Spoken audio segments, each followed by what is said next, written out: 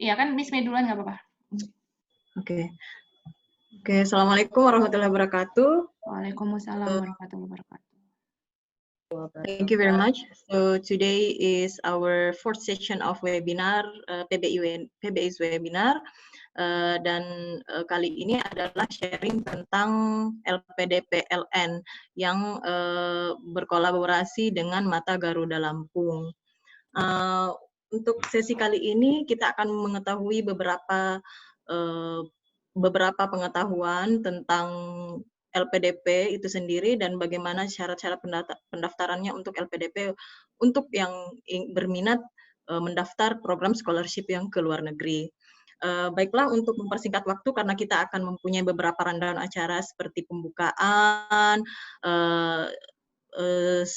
tentang beberapa insight dari Mata Garuda Lampung juga, dan kemudian narasumber kita juga akan diberikan waktu, kemudian setelah itu akan ada sesi tanya jawab, setelah itu kita akan lebih santai lagi untuk acara sharing session ini.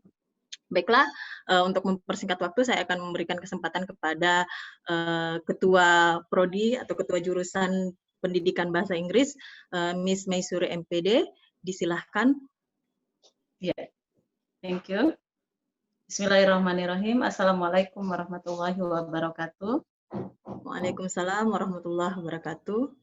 Ya, good afternoon everyone. Jumpa lagi ya dengan acara sharing tentang scholarship yang sore ini fokusnya adalah tentang LPDP luar negeri. Dan sesuai dengan flyer yang sudah disebarkan bahwa pembicara kita untuk sore hari ini ada dua orang ya, Miss Aulia, yaitu Miss Ivo Dinasti Yanwar SSM Aping, yaitu yang menerima LPDP pada tahun 2016 di Monash University Australia. Kemudian pembicara yang kedua yaitu Miss Rani Amrisa SPDM SC TESOL, peraih LPDP 2015 yang menyelesaikan studinya di Queen's University Belfast, UK. Oke, jadi luar biasa dua orang ini bisa hadir di tengah-tengah kita dan akan memberikan cerita pengalaman beliau berdua bagaimana bisa sukses meraih beasiswa LPDP khusus luar negeri. Tentunya ini tidak mudah dan pastinya melalui proses yang panjang, proses yang luar biasa ya, sampai bisa meraih beasiswa LPDP kemudian dan menyelesaikannya. Jadi yang hadir di sini, para peserta dari sharing ini bisa banyak mendapatkan pengetahuan, mendapatkan insight dari beliau berdua nantinya, pelajaran-pelajaran, pengalaman-pengalaman yang bisa di-share oleh kedua narasumber kita. Dan mudah-mudahan nantinya banyak yang akan bisa mengikuti jejak dari beliau berdua ini, khususnya dari PBI UIN Raden Intan Lampung. Ya. Dengan demikian saya atas nama Ketua Prodi dari PBI UIN Raden Intan Lampung mengucapkan terima kasih banyak atas kesediaan dari kedua narasumber kita. Mudah-mudahan semuanya akan sangat bermanfaat bagi kita semua. Amin. Nanti ada sharing session yang maksudnya nanti akan ada sesi tanya jawab. Jadi mari para mahasiswa manfaatkan sebaik mungkin waktu ini untuk bisa menggali informasi, pengalaman dan lain-lain dari kedua narasumber kita. Terima kasih juga kepada para dosen PBI yang sudah menginisiasi untuk bisa melaksanakan kegiatan kita sampai pada sesi yang keempat ini. Demikian sambutan dari saya kembalikan ke moderator Miss Fitra Aulia Ansar Enhom. Terima kasih. Wassalamualaikum warahmatullahi wabarakatuh. Waalaikumsalam warahmatullahi wabarakatuh. Terima kasih Miss Maisuri MPD for give us the time ya, for giving us some opening remarks. Jadi selanjutnya kita akan ke Ketua Mata Garuda Lampung, Mbak Mia Selvina SE MSAK, untuk memberikan beberapa pengarahan tentang dan perkenalan tentang apa sih Mata Garuda Lampung itu sendiri, dan mungkin bisa memberikan beberapa motivasi kepada adik-adik ini. Ya, terima kasih. Disilahkan kepada Mbak Mia. Assalamualaikum warahmatullahi wabarakatuh. Selamat sore semuanya. Yang terhormat Ibu Maisuri selaku Kepala Ketua Program Studi PBI Pendidikan Bahasa Inggris UIN Lampung.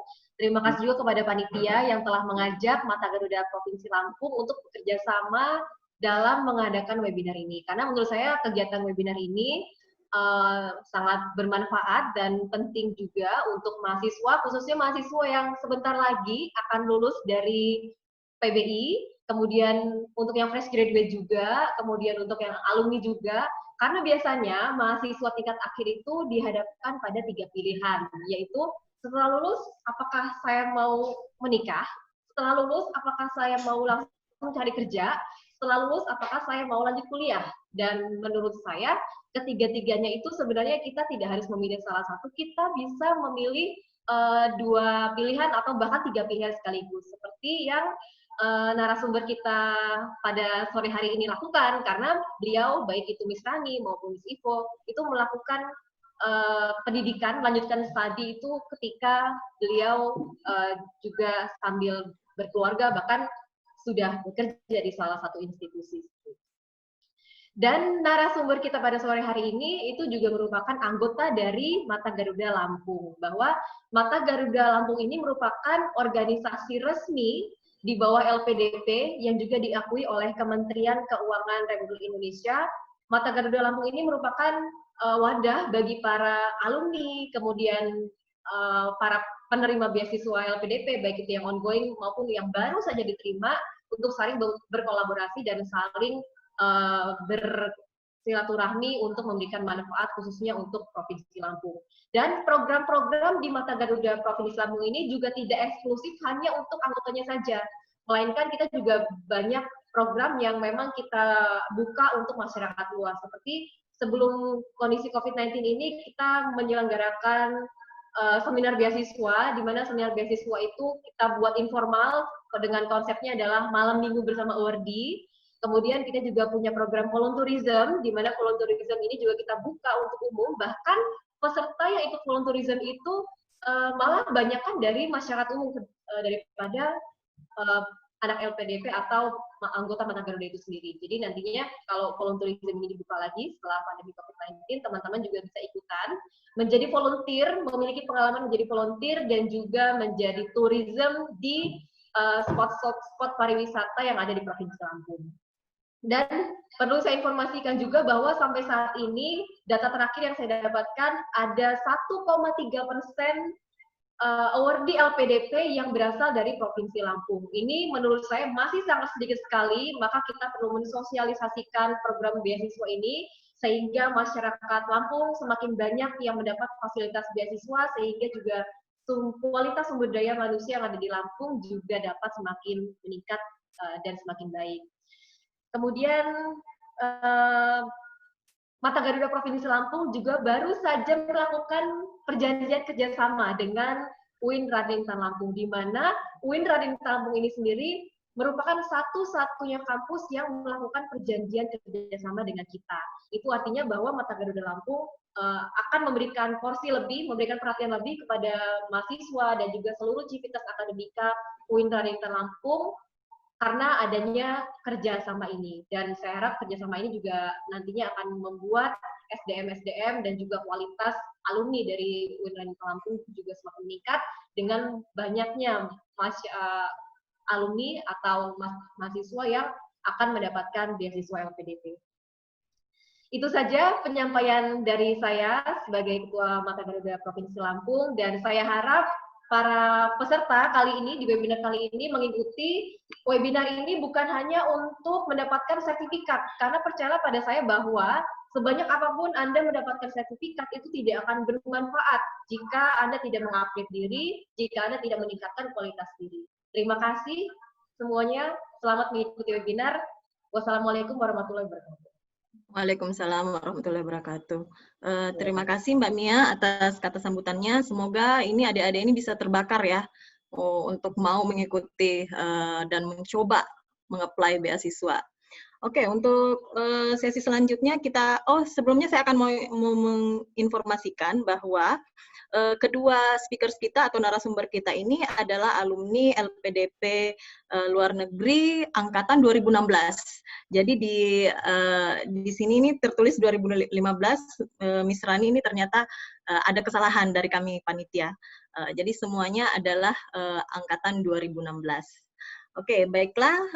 Selanjutnya untuk sesi pertama akan kami beri kesempatan kepada Miss Ivo Dinasta Yanuar SSM Appling ya untuk memberikan beberapa insights tentang beasiswa LPDP PLN yang pernah digeluti. Baiklah, disilahkan.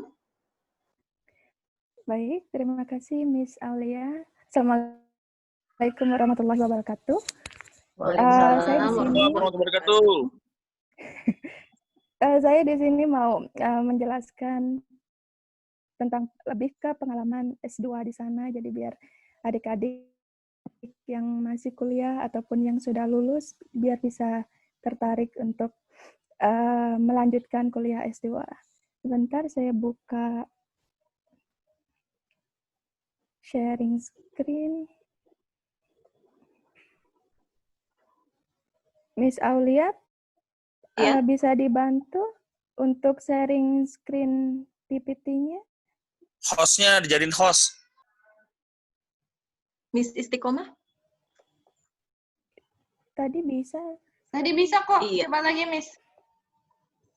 Tadi bisa kan? Yang di bagian bawah, sharing screen.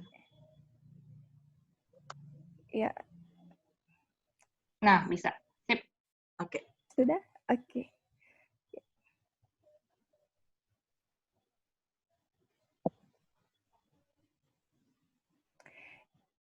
Ya, jadi saya memperoleh LPDP itu sekitar tahun 2014, itu awal pertama kali. Kemudian saya dikasih kesempatan selama 1 tahun untuk memilih kampus, kemudian mendapatkan LOA. LOA itu harus unconditional.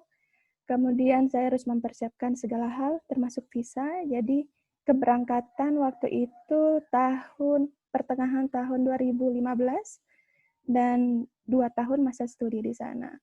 Jadi saya memilih Monash University sebagai tujuan kampus di Melbourne, Australia. Hal pertama karena jurusan saya Applied Linguistics. Ada juga di Melbourne University, tapi dia lebih ke ilmu linguistiknya. Dan ini kampus saya saat itu.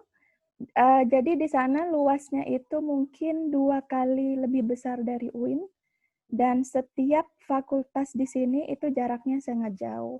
Sementara mobil ataupun kendaraan umum itu harus diparkir di halaman luar kampus. Jadi kalau kita masuk ke kampus itu harus jalan kaki atau bisa membawa sepeda, karena setiap gedung di sini disediakan parkir sepeda. Jadi banyak mahasiswa Indonesia yang melakukan cycling dan mereka membeli sepeda untuk memudahkan ke kampus mereka. Jadi di sini setiap fakultas itu mempunyai ciri khas sendiri, dan Monash University ini dia identik dengan pengembangan teknologinya. Kalau di Melbourne University dia lebih ke klasik, bangunan klasik. Tapi kalau di Monash ini dia selalu updated dengan tipe bangunan mungkin untuk menarik minat para mahasiswa internasional. Jadi yang di sebelah kiri ini fakultas teknik, yang di sebelah kanan ini fakultas untuk kita pendidikan, khususnya pendidikan bahasa.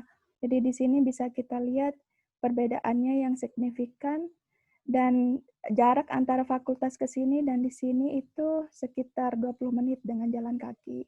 Dan terlihat di sini fakultas ini dia buka 24 jam, hanya saja untuk ruangan kelas itu terbatas sampai batas kuliah, tetapi mereka tetap membuka ruangan fakultas untuk persiapan mahasiswa yang ingin belajar. Jadi di sana meskipun sudah jam 2 pagi, itu mahasiswa masih stay di bawah belajar di sini. Kemudian mereka juga mulai melakukan diskusi dengan teman. Jadi kegiatan kampus itu 24 jam nonstop.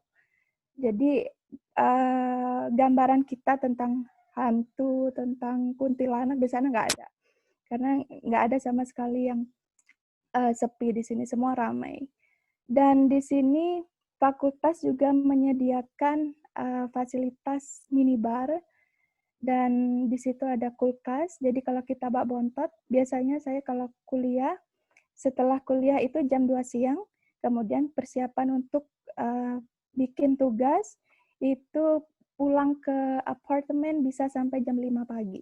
Karena this is like a second home untuk kami, untuk mahasiswa, karena lebih fokus di sini, dan wifi juga gratis. Kemudian di kampus mereka menyediakan air panas, gula, teh, dan itu selalu di fill up, nggak bakal kehabisan. Bahkan susu dan kadang pizza. Jadi untuk suplai makanan, untuk suplai minuman, semua mahasiswa oke. Cuman kalau sudah di atas jam 8, kita harus pakai ID card, itu student ID card, dan itu tinggal di tap karena untuk menjaga dari kriminalitas. Dan Satpam juga 24 jam selalu standby. Hanya saja di sini suasana lampunya itu berdasarkan sensor. Jadi dia nggak bakal terang kalau misalnya sudah selesai waktu kuliah. Mereka akan terang kalau ada penghuni di situ. Jadi kalau beberapa student sudah keluar, dia akan otomatis mati sendiri untuk lampu. Jadi ini aktivitas untuk perkuliahan di sana, karena kita ketika belajar di sana itu tugas, misalnya tugas diberikan hari ini untuk deadline bulan depan. Jadi kami itu sudah mempersiapkan mulai malam ini. Jadi nggak mendadak hari H atau H-2 baru menyelesaikan tugas, karena banyak hal yang harus dipertimbangkan. Dan sistem tugas di sana saya rasa sepertinya lebih berat. Misalnya kalau kita menjawab, dikasih pertanyaan, apakah yang Anda pikirkan tentang Bandar Lampung? Itu kita tidak bisa menjawab hanya 2 atau 3 kalimat, tapi harus berdasarkan, misalnya berdasarkan menurut pendapat Miss Aulia bahwa Bandar Lampung itu bla bla bla. Jadi benar-benar scientific. Contoh tugas di sana. Itu untuk satu soal itu ribet banget. Jadi benar-benar butuh critical thinking, dan ketika menjawab soal itu kita harus berdasarkan real dan fakta, bahkan kita harus memberikan beberapa sources di situ yang bisa dipertanggungjawabkan. Ini untuk kondisi budaya belajar di sana. Jadi sebelum ke sana itu persiapkan mental dulu untuk tidak sistem kebut semalam, karena bakal shock di sana nanti. Terus kita juga dipersiapkan dengan beberapa reading materials. Jadi saat itu setiap dosen memberikan minimal 20 jurnal yang harus tamat dibaca dalam satu semester. Dan tugasnya itu berat. Jadi tugasnya itu cuma 4 dalam semester, tapi bobotnya itu berat. Jadi tugas akhir itu 40%. Yang mana kalau di tugas akhir itu kita dapat C, otomatis finalnya itu susah sekali untuk mendapatkan B. Karena itu sistemnya persentase, dan itu tidak ada negosiasi. Kalau tugas harian, untuk reading jurnal itu 10% biasanya, kemudian tugas mid itu 30%. Jadi benar-benar sistem penilaian itu berbeda jauh dengan di sini. Kalau di sini kan kita masih bisa nego, oh mid-nya segini, UAS bisa dinaikkan. Kalau di sana sudah perhitungan total, dan itu sudah masuk ke dalam sistem Moodle. Jadi kita belajar meskipun jarak jauh, itu ada Moodle, Dan di situ tugas kita dikumpul. Kalau telat lebih dari 1 detik, itu bakal ditolak. Jadi tidak ada sistem negosiasi untuk deadline. Jadi misalnya tugas 23.30 harus deadline, itu tidak boleh dari 2:31 menit. Dan di situ juga pengecekan similarity atau kesamaan. Jadi kesamaan itu minimal harus 0% dan maksimal itu harus 15%. Jadi awal-awal dulu saya kuliah itu gimana caranya biar bisa 10% similarity itu susah banget. Karena dengan budaya kita yang masih belum ada pengecekan, dan di sana harus itu semua kosakata itu harus berdasarkan dari kita sendiri, dan kita tidak boleh main copy paste di Google karena itu bakal ketahuan. Ini untuk sistem belajar di sana, tapi tidak semenakutkan yang dibayangkan karena di sana nanti karena mereka sudah mensuplai para psikolog. Seandainya ada mahasiswa internasional yang mengalami shock budaya belajar ataupun shock budaya hidup. Jadi setiap kampus itu menyediakan psikolog dan itu gratis untuk mahasiswa internasional pada umumnya. Dan di sini, ini Robert Menzies Building itu fakultas saya, dan itu gabung dengan rektorat. Tapi di gedung rektorat ini, itu tidak disediakan fasilitas untuk belajar, karena mungkin keamanan dosen dan pejabat kampus lainnya. Jadi ini jam 8 itu sudah tutup. Dan di dalam Menzies Building ini, di sana semua serba teknologi. Jadi kalau kita mau menghadap dosen dan masuk ke ruang dosen itu harus pakai ID card dan tidak boleh asal masuk. Dan kita harus bikin janji dulu sama dosen. Jadi nggak boleh hari H. Waktu itu misalnya saya janji sama profesor dan itu punya jadwal 3 hari ke depannya. Jadi nggak bisa mendadak janji. Dan sistem belajar di sana juga dosen, jam berapapun kita email, selama mereka masih melek, itu bakal dibalas. Jadi waktu itu saya email jam 3 pagi, itu langsung dibalas sama profesor. Dan mereka tidak punya sistem, kalau kita kan masih ada unggah-ungguh, pokoknya di atas jam 9 malam itu pantang untuk WA dosen, segala macam. Tapi kalau di sana, dosen jam berapapun mereka pasti balas. Asal mereka baca email dan email tersebut sopan. Kadang jam 11 malam pun masih oke untuk budaya di sana. Dan ini sebelah kanan saya, pojok kanan atas itu student center. Jadi student center itu isinya karyawan kampus yang tugasnya untuk menolong mahasiswa yang kesulitan administrasi atau misalnya kartu mahasiswanya hilang. Dan ini di bawahnya ini foto student center. Itu seperti bank, jadi kita butuh antrian, kemudian kamu mau kemana, mau mengurus surat transkrip misalnya, atau mau ngambil ijazah, itu semua ada di student center. Dan itu semua untuk semua fakultas, jadi nggak hanya per fakultas. Jadi semua mahasiswa dari semua fakultas itu datang ke situ kalau mengalami masalah. Bahkan mereka bisa membantu untuk menginstalkan browser kita, atau membetulkan laptop kita kalau misalnya ada kendala dari Moodle ataupun sebagainya. Ini untuk student center. Dan di situ juga untuk tempat oleh-oleh. Jadi satu gedung itu fokus untuk mengatasi masalah siswa. Dan di lantai sampingnya itu ada kantin. Jadi kantin di dalam satu gedung itu. Kemudian di atasnya itu sampai ke atas itu full student service, kayak misalnya penyewaan ruangan. Jadi bagi mahasiswa yang ingin berdiskusi kelompok, kita bisa nyewa ruangan di sini dan itu gratis selama ada masa antriannya. Ini untuk student center, dan ini Robert Menzies Building.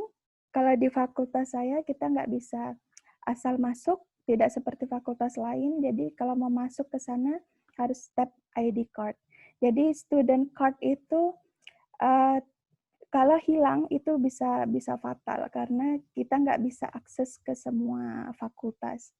Dan bahkan dulu teman pernah hilang itu sampai nggak bisa masuk kelas karena harus tap student ID.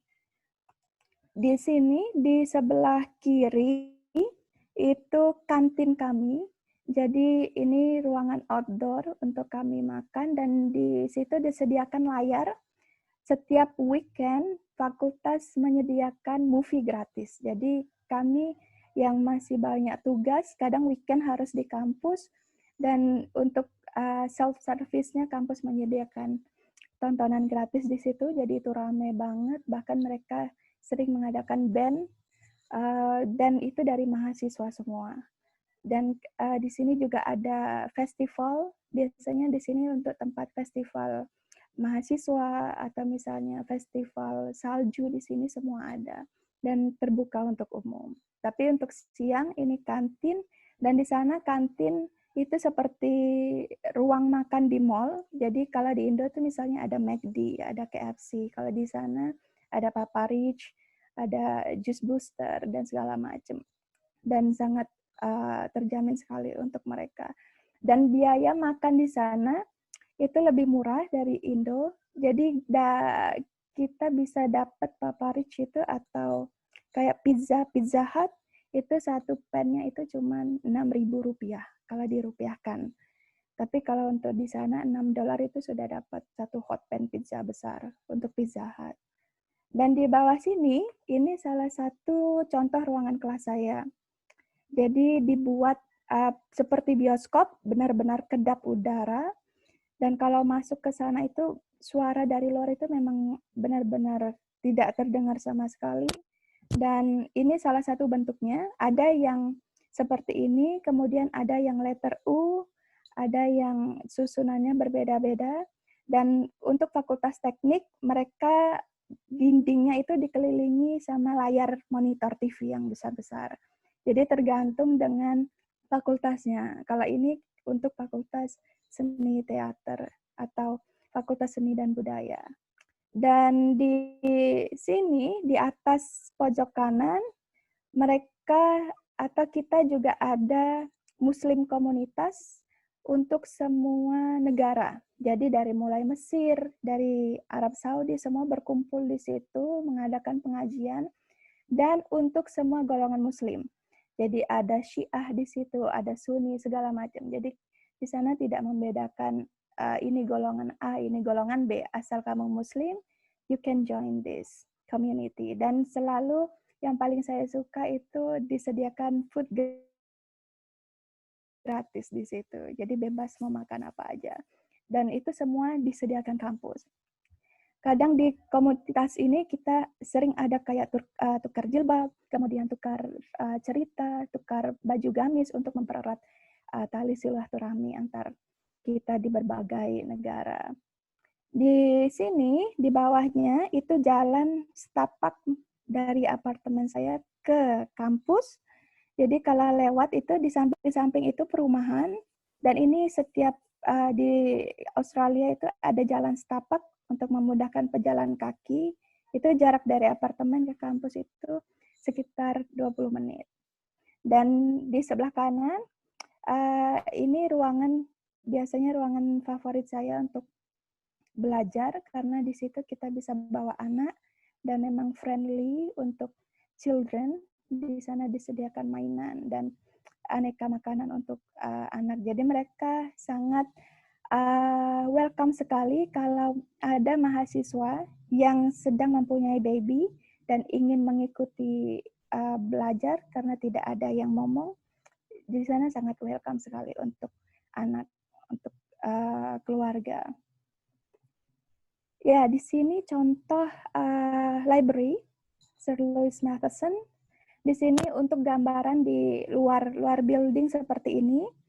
Di sini sekitar 5 atau 6 building, dan semua spot belajar itu dibuat seperti kafe. Jadi sebelah kanan ini ruang utamanya. Jadi ketika kita masuk library akan disambut dengan pemandangan ini. Dan itu memang dibuat seperti cafe untuk library di sana. Dan buku itu gratis sesuai dengan batas ketentuannya. Kemudian jurnal juga gratis, kita tinggal download aja di Moodle. Tapi kalau untuk fotokopi atau ngeprint itu kita harus bayar. Per $1 itu bisa 4 ngeprintan. Dan itu bayarnya pakai student ID. Jadi di kartu mahasiswa itu tidak hanya untuk sebagai identitas, tapi juga bisa sebagai e-money. Jadi kita bayar dari situ, semuanya tap mesin, kartu ditempelkan, dan nanti di situ ada cek berapa dolar di kartu kita. Misalnya setiap mengisi $20, jadi itu semua untuk keperluan kampus. Tapi tidak bisa untuk bayar makanan segala macam, itu hanya untuk pembayaran administrasi. Misalnya kalian mau beli transkrip, bisa bayar lewat student card di situ. Dan itu semuanya serba teknologi. Jadi kita self-service, ngisi pun service. Jadi kalau misalnya mau ngeprint, itu tidak bisa pakai cash. Kecuali kita pinjem student teman, student ID card teman. Dan di situ juga untuk minjam buku, di sana tidak ada petugas yang untuk meminjamkan buku. Semuanya buku kita scan. Mesinnya itu seperti mesin ATM. Jadi di-scan, kemudian scan ID kita, langsung terjadwal di situ, mau berapa lama minjam, kemudian keluar struknya, dan struknya itu tidak boleh hilang. Dan kalau sudah keluar struknya, itu artinya buku itu sudah bisa kita pinjam. Tapi kalau di situ ada tulisan forbidden, artinya kita nggak boleh pinjam buku itu. Jadi semua self-service, dan tidak ada petugas di sini. Petugasnya hanya untuk membantu student baru yang mengalami kesulitan untuk pengecekan atau pengisian e-money di student card. Dan library ini tutup sampai jam 8. Itu maksimal. Dan buka mulai dari jam 10. Tapi jam 10 itu sudah ngantri. Semua level, semua floor di sini sudah penuh kalau sudah siang hari. Ya, ini saya ingin menjelaskan gimana sih proses sampai ke Monash. Apakah langsung, biasanya kan banyak orang yang, saya mau ke Amerika dulu lah, atau saya mau ke UK dulu. Padahal itu justru trik yang kalau bisa dibilang ya 80% itu salah. Karena yang pertama, yang harus kita pikirkan adalah jurusan. Karena tidak semua negara itu menyediakan jurusan yang kita inginkan. Seperti saya, misalnya di waktu itu saya dapat beasiswa di Swedia, tapi ternyata jurusan yang saya inginkan itu tidak bisa. Kalau kita kan harus linear. Dan itu yang paling penting adalah jurusan. Jadi harus di-searching dulu, kamu mau jurusan apa. Kalau misalnya di linguistik, ada linguistik murni, ada applied linguistik, ada forensic linguistik, itu banyak sekali. Dan itu harus kita screening. Mau yang mana sih? Kita mau ngambil linguistik yang bagian mana nih? Jadi nggak semua linguistik kita ambil. Dan itu sesuai minat dan bakat kalian. Karena kalau sudah masuk ke kampus, kalian merasa salah jurusan, wah itu bahaya banget. Bahayanya itu susah untuk bikin tugas nantinya. Jadi pertama jurusan. Misalnya kayak saya dulu, oke, saya mau ngambil linguistik terapan nih. Akhirnya saya sudah menemukan jurusan, sudah saya screening, itu dapat di Amerika, UK, dan Australia. Kemudian saya pilih universitasnya. Pemilihan universitas ini juga harus tricky. Jadi kita nggak bisa langsung, pokoknya saya harus mau kuliah di top 5 rank. Karena semakin tinggi rank, itu bakal semakin susah nilainya. Sistem penilaian, sistem masuk, dan sebagainya. Yang penting kan kita goal dulu universitas mana yang sesuai dengan kemampuan kita. Jadi di situ kita harus pilih beberapa pilihan, universitas di situ ada. Waktu itu pilihan saya, karena sesuai jurusan, ada Amerika, Belanda, sama Australia. Dari sudah screening itu. Karena awalnya saya pinginnya di London, ternyata di London tidak ada universitas yang menyediakan jurusan saya. Kemudian setelah universitas, itu juga harus dicatat ranknya berapa, karena itu penting banget untuk bagian persyaratan. Jadi semakin tinggi rank, semakin berat persyaratan masuknya. Jadi goal kalian mana nih? Kalau misalnya, wah saya pinginnya top rank. Kalau misalnya itu mampu, kalian mampu, ya why not? Tapi kalau kita masih ragu, cari aman deh, cari zona amannya universitas. Paling nggak dulu saya nyari 100 rank di dunia. Dan itu termasuk Monash, itu masuk dalam rank ke-70. Jadi dari universitas, kemudian kita cek persyaratan. Yang paling pertama, persyaratan itu bahasa Inggris. Jadi kala itu saya pertama kali tes IELTS, itu nilai saya cuma 5. Karena meskipun TOEFL-nya 550, ternyata tidak menjamin gambaran untuk pengambilan IELTS. Dan itu benar-benar berbeda sekali antara IELTS dengan TOEFL. Kalau di beberapa kampus ada yang minta 6,5, kalau di Monash itu minta 7, dengan persyaratan writing itu harus 7. Ada juga kampus yang overall 6,5, tapi dia tidak menggunakan persyaratan. Jadi pokoknya mau speaking-nya 7, mau writing-nya 6, itu nggak masalah. Dan ada juga kampus kayak di Amerika, mereka persyaratannya tidak sedetail di Australia. Kayak di Unimelt, itu mereka kekeh dengan writing. Writing itu harus lebih tinggi skornya. Dan itu saklek. Ya, seperti di Monash, kalau misalnya kita dapat poin 7 overall, tapi writing-nya 6,5, itu tidak bakal diterima untuk persyaratan bahasa Inggris. Jadi benar-benar harus sesuai skor mereka. Itulah kenapa saya sarankan untuk punya pilihan universitas.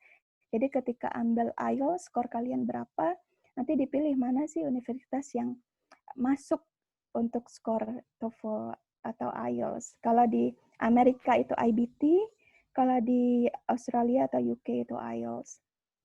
Itu untuk persyaratan bahasa Inggris. Kemudian sebenarnya nggak begitu ribet untuk persyaratan ke luar negeri. Mereka cuma butuh ijazah, transkrip, dan itu nggak perlu cum laude. Hanya saja sepertinya mereka butuh akreditasi. Jadi waktu itu teman mendaftar di Unimelt, itu nilainya A semua dan cum laude 4,0, tapi akreditasinya B. Sementara dia daftar di Monash itu tidak masalah, tapi di Monash juga itu mereka masih considerations untuk akreditasi C. Jadi meskipun nilai kalian A semua, tapi akreditasi C, itu mereka masih pertimbangan berat. Karena nilai A untuk akreditasi A itu berbeda dengan akreditasi di bawahnya. Jadi mereka nggak nyari cum laude. Jadi untuk kalian yang misalnya IPK-nya 3,0, 2,8, that's okay. Itu nggak bakal jadi masalah untuk mereka. Bahkan teman juga masuk dengan IPK 3,2. Yang jadi masalah kan nanti di beasiswa. Nanti akan dijelaskan oleh narsum kita yang kedua. Ini persyaratan dan semua administrasi yang dibutuhkan cuma transkrip dan ijazah, itu harus ditranslate ke bahasa Inggris, dan kita butuh jasa penerjemah yang profesional dan tersumpah. Karena itu mereka mau. Jadi nggak boleh transfer sendiri, tapi kebetulan waktu itu ijazah saya langsung ditranslatekan ke bahasa Inggris, jadi tidak perlu lagi jasa penerjemah. Dan setelah itu persyaratannya hanya motivasi studi kita. Jadi mereka cuma minta apa sih motivasi terbesar kita buat melanjutkan S2. Kan Maaf, Miss Ivo, 5 menit lagi. Oh gitu, ya baik. Iya. Kemudian setelah itu baru kita pilih negara, dan setelah negara kita pilih LOA unconditional. Itu harus unconditional, jadi tanpa syarat apapun. Yang artinya kita sudah free untuk masuk ke sana. Baru setelah itu kita cari beasiswa. Dan di sini saya gambarkan kayak beberapa pasar tradisional di Melbourne dengan kondisi yang seperti ini. Ini pasar tradisionalnya, bukan pasar modernnya. Kemudian di sini kalian bisa lihat, saya memilih Australia karena dekat di Asia, sehingga mudah untuk mencari sumber bahan makanan yang cocok di lidah. Di sini ada jual coconut untuk produk Thailand. Di sini kondisi kantin di pasar tersebut yang rapi, yang standarnya bagus. Kemudian di sini ada parking. Kita lihat aturan parking mereka. Jadi orang bule itu banyak yang tidak mau bawa mobil karena riweh untuk masalah parkir. Misalnya di sebelah kiri itu kita hanya diperbolehkan 1 jam parkir untuk tempat tersebut. Dan batas waktunya pun ditentukan. Ada yang hanya setengah jam. Jadi kalau lewat dari setengah jam tersebut, misalnya 3.30 batas maksimal, kita keluar 3.31 itu langsung didenda. Dendanya itu sekitar 1 jutaan untuk masalah parkir aja. Jadi semua sistem parkir itu yang garis putih, kalau kita kan parkir itu asal, kadang ngelewatin garis. Nah, di sana nggak bisa karena ada sensornya. Jadi sensor itu yang menentukan penghitungan waktu. Jadi di sana tuh benar-benar time is money. Jadi pernah kita lagi shopping, tiba-tiba sudah mau setengah jam itu harus lari keluar. Karena untuk mindahin mobil. Itulah kenapa banyak bule yang lebih suka naik bus atau naik train daripada bawa mobil sendiri. Itu bukan karena bulenya suka pakai public transportation. Intinya ini. Kemudian ini gang yang sebelah kiri saya itu gang gang di Australia seperti itu. Itu gang perumahannya. Itu benar-benar rapi, tidak boleh ada penjajah makanan, jual gorengan itu nggak boleh semua, harus benar-benar bersih. Dan di tengah ini pencucian laundry kilauan. Jadi semuanya self service dan di sini tidak ada pegawai satupun yang ada di sini. Jadi semuanya berdasarkan kepercayaan. Namun CCTV juga ada di situ. Ini masjid orang Islam. Jadi kita punya Indonesian community dan bangun masjid di sini. Jadi setiap Ramadan kita ada acara buka bersama dan biayanya itu bisa dari patungan atau dari uang sedekah di masjid. Ini mereka juga sering mengadakan lomba-lomba untuk mempererat tali silaturahmi untuk Indonesian community di sana. Dan jamaahnya itu bebas. Mau Mesir, mau Arab Saudi boleh sholat di situ dan boleh bergabung. Di sini perbedaannya sebelah kiri itu jalan menuju ke desa. Jadi sepi seperti itu. Jadi kalian mau lihat tukang bakso, tukang somai itu nggak bakal ada. Karena nggak boleh jualan di situ. Sebelah kanan itu posisi daerah perkotaan. Jadi full dengan kendaraan. Jadi perbedaannya hanya antara sepi dan tidak. Kalau bersih itu semuanya sama. Dan semua jalan itu punya sensor parking. Jadi misalnya di lampu merah ini, kita lihat ada batas putih. Kalau lagi posisi lampunya merah, kita nyalip atau kita labas, itu di rumah bakal dapat surat tagihan, denda untuk pelanggaran lampu merah. Padahal kita nggak tahu kan, kadang buru-buru, jadi mending lampu kuning itu langsung stop. Itu resikonya bawa mobil di sana. Jadi di putih-putih ini bukan hanya sebatas garis, tapi ada sensornya. Dan ini public places, ini salah satu kegiatan waktu itu untuk LPDP community. Jadi di sana ada LPDP Melbourne untuk mahasiswa Melbourne. Dan sebelah kiri saya ini pas kebetulan nemu, kalau yang pecinta teori konspirasi, anak sastra, ini ada gedung Freemason di sini.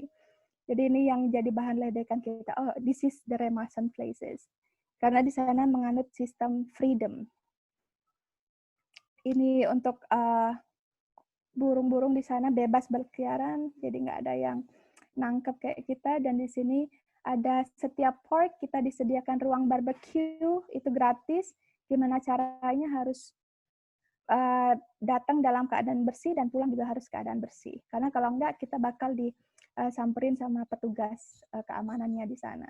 Di sini kita ada picking cherry, kemudian di sini library untuk umum, Dan di sini ada video saat kita main salju di sana.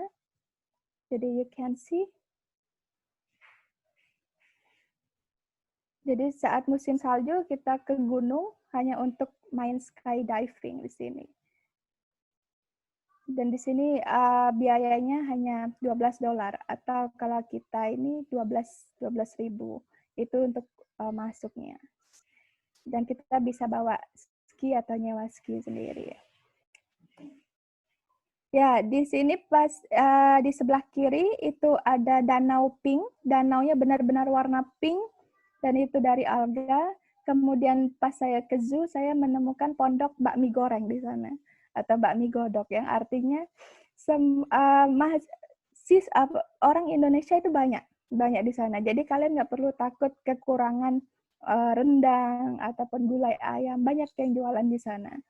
Dan ini untuk danau di tengah kotanya. Di sini ada pojok kiri bawah itu ada store buku bekas. Jadi kayak yang anak saya bawa ini, satu buku itu harganya cuma Rp5.000. Itu bukunya masih bagus, kualitasnya masih bagus, nggak robek, dan mereka memang menyediakan toko untuk buku second. Di sini kondisi Sydney.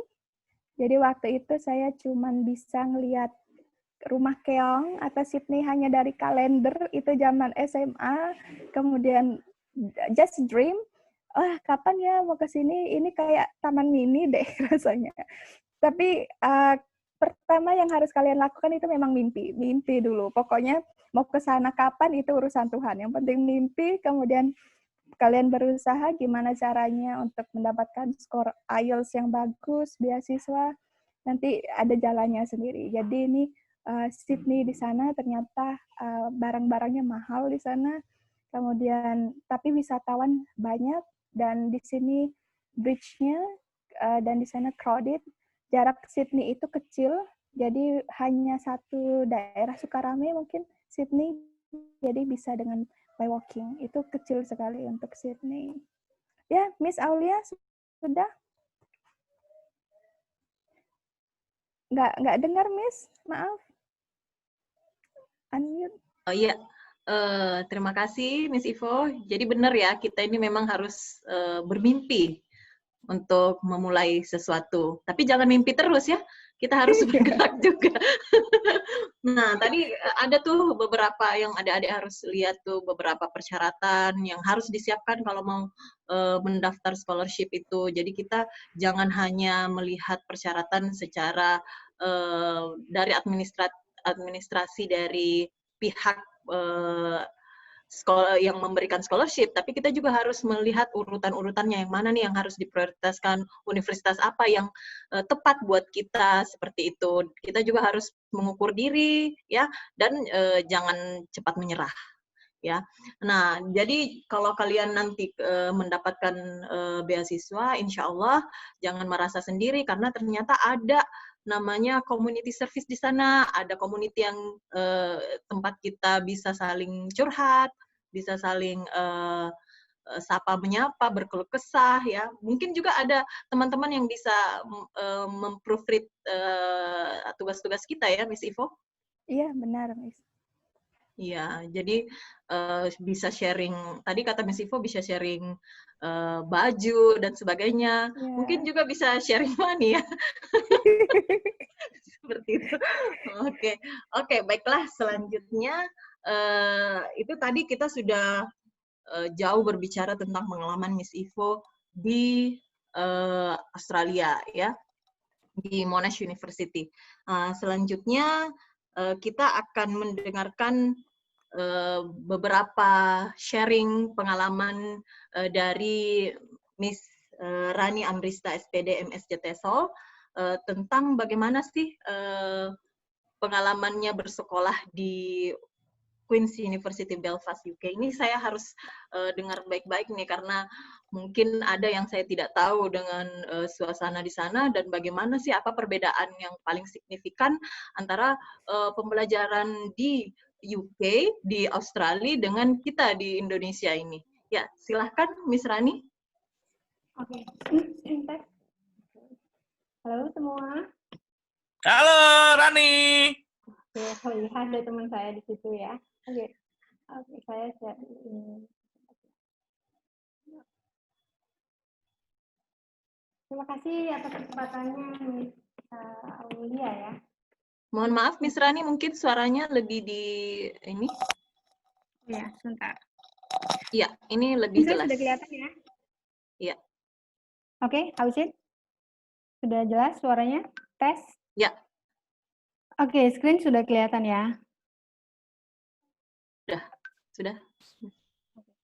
Oh, saya kayaknya perlu close WA saya dulu deh, kalau nggak ribut. Oke. Ya, bismillahirrahmanirrahim. Assalamualaikum warahmatullahi wabarakatuh. Assalamualaikum Warahmatullahi wabarakatuh. Ya, terima kasih atas waktunya. Jadi tadi sudah di-share tentang kampus banyak oleh Miss Ivo ya, dan saya mungkin agak sedikit berbeda. Ya pasti berbeda banget karena ini di UK ya, dari kampusnya sendiri kelihatan berbeda. Oke, tapi saya ingin memulai dari kisah pertama dulu mungkin ya, cerita sedikit gitu. Jadi this is my campus. Oke, namanya Lanyon Building. Oke, ini kebetulan saya ambil tahun 2017 waktu itu winter apa ya. Oke. Nah, kalau dilihat dari kampus ini pasti langsung terbayang deh. Kalau di UK itu kan terkenal dengan apa filmnya? Film yang terkenal di Inggris? Harry Potter ya. Potter. Iya, Harry Watch the Potter. flower. Oh ya, beda yang ditonton Film dengan India. Mr. Satria. Iya, jadi pasti kalau ngelihat kampus ini tuh yang pertama saya saat dari kampus dikirimin foto dengan teman rekomendasi, ini loh kampusnya loh, lihat dong kayak Hogwarts gitu ya. Iya, jadi kampusnya kalau di Inggris rata-rata memang seperti kastil ya, jadi kayak kastil karena memang di Inggris ya negara kerajaan yang mereka mostly itu masih menjaga kampusnya masih sudah berusia yang ribuan tahun dan kalau dilihat tua banget ya kampusnya gitu. Tapi don't worry di dalamnya itu tidak kalah modern gitu. Nah, what I would like to say here sebenarnya adalah ini ya. Jadi saya ingin fokuskan dengan kata dare to dream di sini. Jadi banyak tadi sudah disampaikan mungkin banyak orang yang sudah punya mimpi yang tinggi, ya kan? Ada yang tadi Miss Ivo sebutkan, ya mulailah dari mimpi, lihat kampus, kemudian bermimpilah setinggi mungkin gitu. Lalu apakah ada orang-orang tertentu yang kira-kira tidak berani bermimpi? Ada yang mungkin kuliah nilainya dapat lulus nilai B aja sudah alhamdulillah gitu ya. Oke, atau C saja sudah alhamdulillah. Setelah kuliah keterima kerja jadi guru sudah ngajar itu sudah ngerasa cukup saja gitu. Dan I was in that position gitu. Bahkan dulu saya ingat sekali ketika pertama kerja di sekolah sebelumnya ada teman kolega saya yang sekarang jadi dosen adik-adik semua. Sebutin nama boleh ya, Miss Yusti ya. Itu saya ingat sekali tahun pertama kedua saya bekerja itu ya di formal institution dan Miss Yusti itu sibuk sekali ya mau cari beasiswa, ikut tes TOEFL dan IELTS dan saya ngelihatnya tuh yang ih sibuk banget sih, kayaknya enggak lah saya nggak mau susah-susah S1 saja sudah cukup.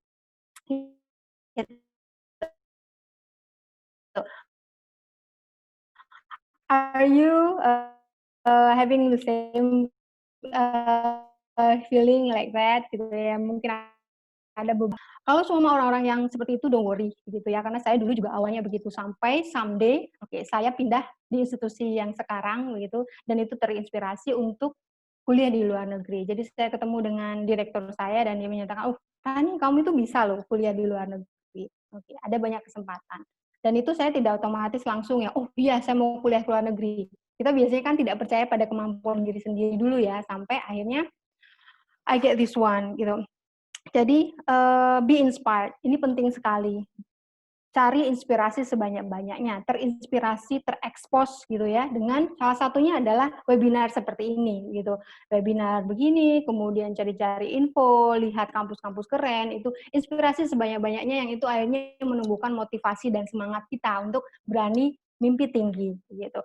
Karena saya juga background-nya dari kampung kok gitu ya, bukan lahir di Bandar Lampung gitu. Jadi keluarga juga hanya guru biasa gitu. Jadi kalau yang sekarang adik-adik ngerasa bisa nggak ya S2 gitu, kayaknya tidak usahlah bermimpi tinggi, don't be like that gitu ya. Sekarang kalau belum yakin, cari inspirasi sebanyak-banyaknya. Inspirasi itu dari mana? Selain webinar, dosen-dosen, sosial media bisa nggak kira-kira? Bisa ya. Jadi coba cek sosial media Instagram, dicek apakah isinya follow-nya Lambe Turah aja. Oke, isinya artis-artis ya. Kalau bisa jangan. Oke, cari follow, ikuti Instagram orang-orang yang kira-kira bisa memberikan inspirasi yang banyak gitu. Ya, ikut follow ID saya boleh gitu misalnya. Terus Devara, kemudian banyak ya. Oke, Bapak Nadiem Makarim tentunya kita wajib itu ya kalau dari pendidikan gitu. Jadi setelah banyak inspirasi, baru kita akan mulailah. Oke, mungkin tadi inspirasi kayaknya bisa nih. Hari ini saya terinspirasi pengen dia kuliah di Aussie atau kayak Inggris. Baru make your list gitu. Mimpi itu harus ditulis. Harus banget. Jadi agar itu nggak sekedar di angan-angan ya. Oke. Jadi tulis. Saya dulu mulai saya kuliah ya, itu terinspirasi oleh teman sekamar saya. Dia tulis benar-benar saya mau nikah umur berapa, punya rumah berapa. Dan akhirnya saya sama-sama ikut ya. Saya punya buku small note kayak gini, banyak sekali, dan saya tulis, saya mau nikah umur 25, saya mau punya rumah umur 30. Gitu. Saya bahkan pernah tulis, saya mau pergi ke Bali sebelum usia saya sampai 30. Dan sebelum keluar negeri, saya harus ke Bali dulu. Gitu. Jadi contohnya seperti itu ya. Bukan promosi Bali ya, tapi orang itu ini serius, benar-benar serius, seriously ya, orang-orang itu taunya Bali daripada Indonesia. Saya waktu di Inggris aja pengalaman. Indonesia itu sebelah mananya Bali gitu, itu beneran silly ya. Jadi setelah itu tulis deh, bucket list-nya mau ngapain aja gitu. Setelah punya dream, punya listnya, what should you do? Pastinya adalah action. Benar kata Miss Aulia tadi, nggak bisa kalau kita hanya mimpi doang. Harus ada action gitu ya. Dan action itu no excuse. Setelah di list itu jangan sampai ada alasan, saya terlalu telat, too late. Don't worry. Saya ketika kuliah itu teman sekelas saya rata-rata masih fresh graduate dan saya itu di usia kemarin kuliah berarti di usia 30 ya. Sudah punya anak usia 4 tahun saya tinggal gitu. Jadi teman-teman saya rata-rata fresh graduate, masih muda gitu. Ada sih 1-2 yang sudah menikah, yang sudah punya anak. Gitu. Jadi tidak ada kata terlambat. Apalagi I'm no one. No, you still have a time to make a credit. Jadi nanti saya sampaikan harus make a credit untuk mengumpulkan CV agar you become someone or you do something yang membuat kenapa sih saya deserve untuk dapat beasiswa gitu. Nah, beasiswa itu kan banyak ya, tapi hari ini saya promosikan LPDP ya, tapi sebenarnya kesempatan beasiswa itu sangat banyak sekali, tidak hanya LPDP. Nah, tentu pengen tahu dong gimana sih studi di UK gitu. Tadi kan ada yang tanya apa bedanya di UK dan Indo dan Aussie gitu. Nah, terus terang saya dulu memang milih di UK itu karena alasannya, kalau ini bukan alasan yang yang smart reason kayak Miss Ivo tadi ya. Jadi saya alasan cuma memang saya cari yang cepat karena saya nggak bawa keluarga. Jadi di Inggris itu kuliah S2 cuma 1 tahun gitu. Dan saya sih memang fall in love ya, suka banget, memang sangat cinta banget dengan Inggris gitu. Suka Harry Potter, kemudian emang suka dulu pernah sekilas ngeliat jembatan itu, jembatan di Inggris yang terkenal, kayaknya saya pengen ke sana ya. Walaupun itu tidak masuk dalam bucket list awalnya. Gitu. Jadi kuliah di Inggris itu way simpler kalau saya bilang daripada di Indonesia. Ini karena saya nggak bisa ngeliat respon, nggak seru ya. Biasanya kalau saya nyambut ini yang lainnya pada iya kok bisa lebih mudah. Karena saya membandingkan suami saya yang thank you Satria. Karena saya membandingkan suami saya yang kuliah di Indonesia ya. Dia di Unila. Ini ada dosen Unila ya. Enggak ya.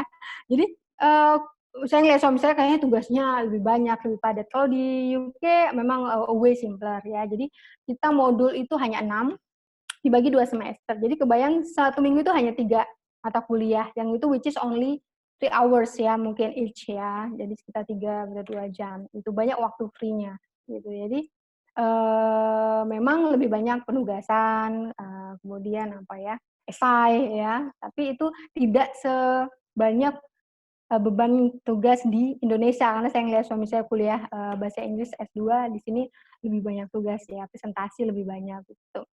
Oke, nah ini adalah UK ya, terkenal biasanya saya tanya apa yang terkenal di UK ya pasti Harry Potter, kemudian London Bridge. Nah ini saya kemarin ambil kuliah di Northern Ireland. Di Northern Ireland yang terkenal adalah ini bisa terlihat ya, ada tulisan Titanic. Ya, jadi Titanic itu memang real ya, ada itu memang kapal terbesar di masa itu dan itu dibuat di Northern Ireland gitu. Jadi itu real. Tapi cerita yang Leonardo-nya itu belum tentu real sih ya, itu mungkin tambahan himbuan saja. Oke. Dan Northern Ireland itu juga salah satu tempat pembuatan film Game of Thrones kalau yang suka Game of Thrones.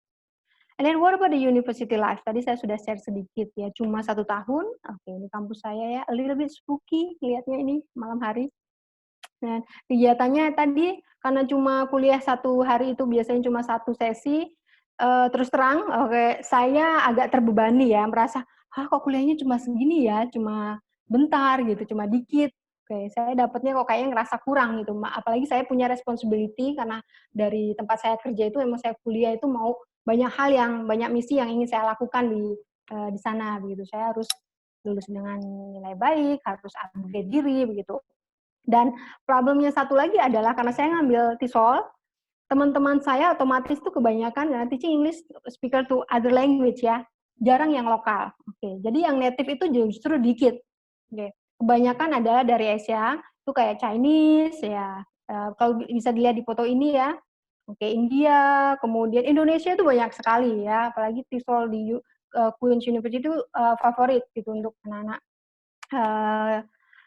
LPDP waktu di tahun saya gitu. Jadi banyak ketemu dengan anak-anak Indonesia dan Chinese. Oke. Akhirnya alternatifnya adalah saya yang harus bergerak sendiri. Saya buat study group gitu, belajar, saya kumpulkan beberapa yang natif, kemudian kita belajar bareng, setelah sesi itu kita diskusi bareng menyiapkan kelas selanjutnya gitu.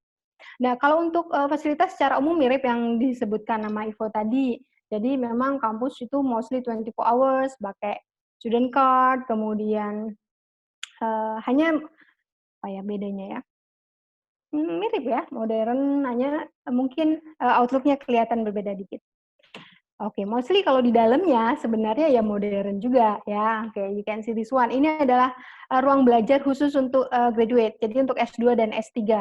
Ini cantik banget ini. Saya kangen banget tempat belajar ini khusus untuk kami para master. And then this one library. Library-nya mirip mall. Oke. Nah, kegiatan di sana apa aja sih?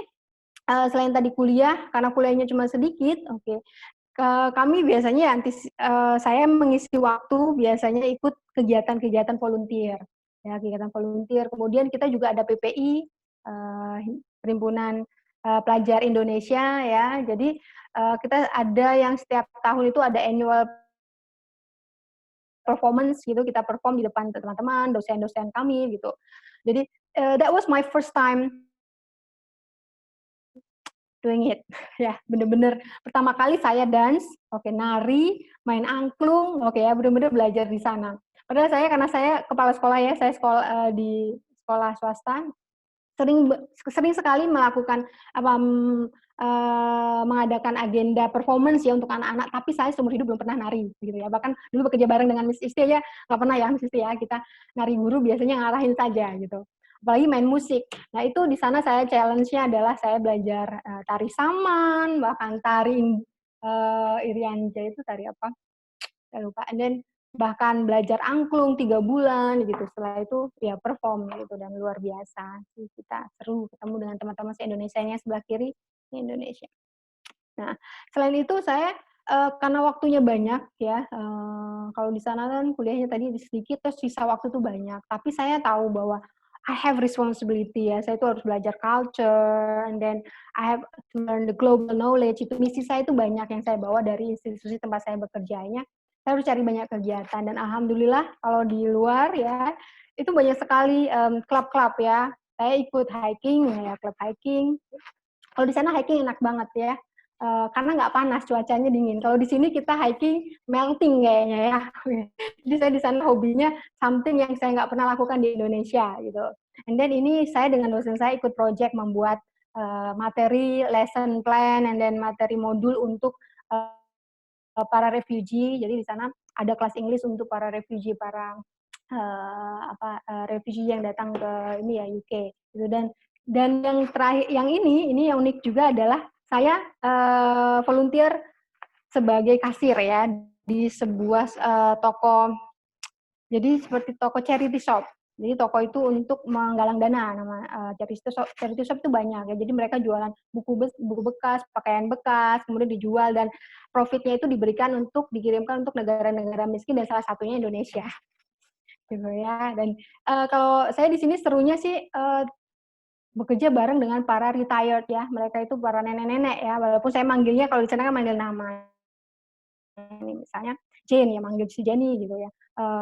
Luar biasa mereka pensiun tapi ingin tetap ingin tetap aktif beraktivitas dan kegiatannya salah satunya adalah volunteer activity ini gitu.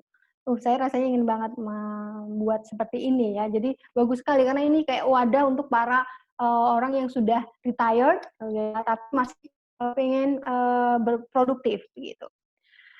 And then the last one, adalah keuntungannya studi di luar negeri adalah traveling pastinya. Tapi ini jangan salah ya, banyak yang selentingan kemarin, apa sih dapat beasiswa ngabisin dananya untuk jalan-jalan ke luar negeri, jalan-jalan aja gitu. Jadi sebenarnya nggak begitu ya. Kalau kita sudah di luar negeri, sudah di Inggris atau tadi di Aussie atau di negara Eropa ya, dan yang lainnya, sayang sekali kalau kita tidak manfaatkan untuk traveling. Traveling kan bukan hanya untuk for fun ya, tapi juga salah satunya adalah untuk gain our global knowledge ya. Jadi kita learn a lot gitu, visit.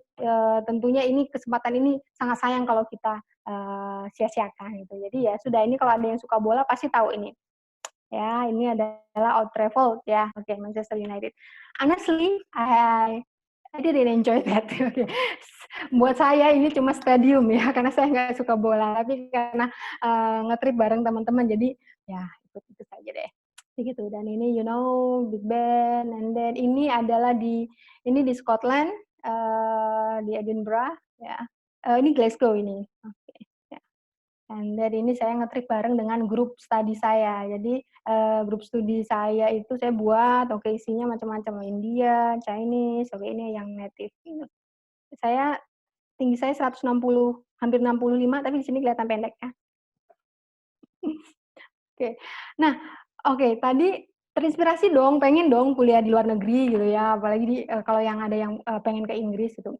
So what should you do gitu? Kalau sudah punya inspirasi, sudah kepikir nih, ngapain sih, apa sih yang harus step lakukan lainnya? Apa cuma sekedar niat atau dreaming aja cuma memimpikan? Of course no. You have to do something gitu ya.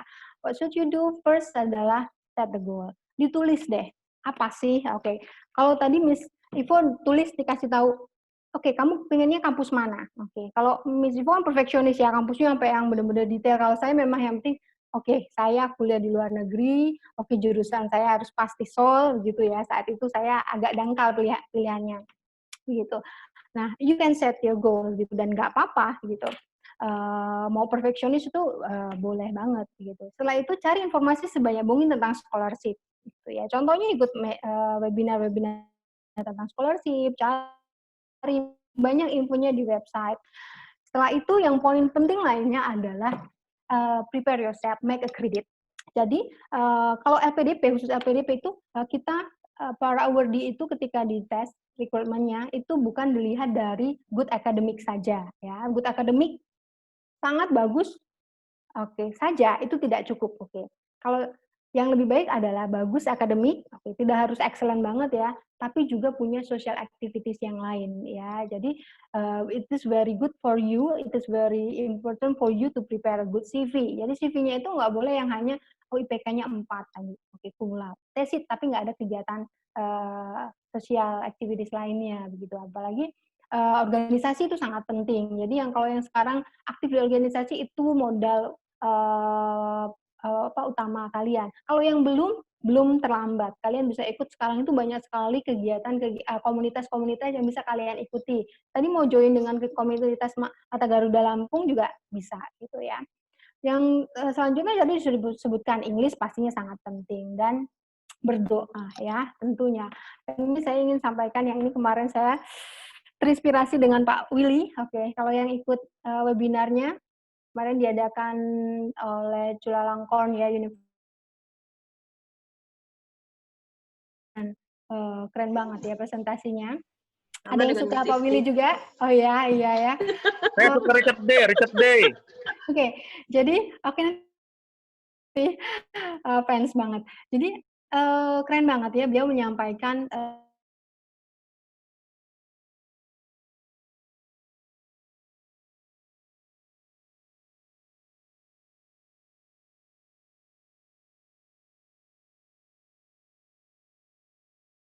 will be away gitu ya. Nah kata dia penting banget untuk punya kalau sudah punya dream ya jangan lupa harus ada effort. You have to do action.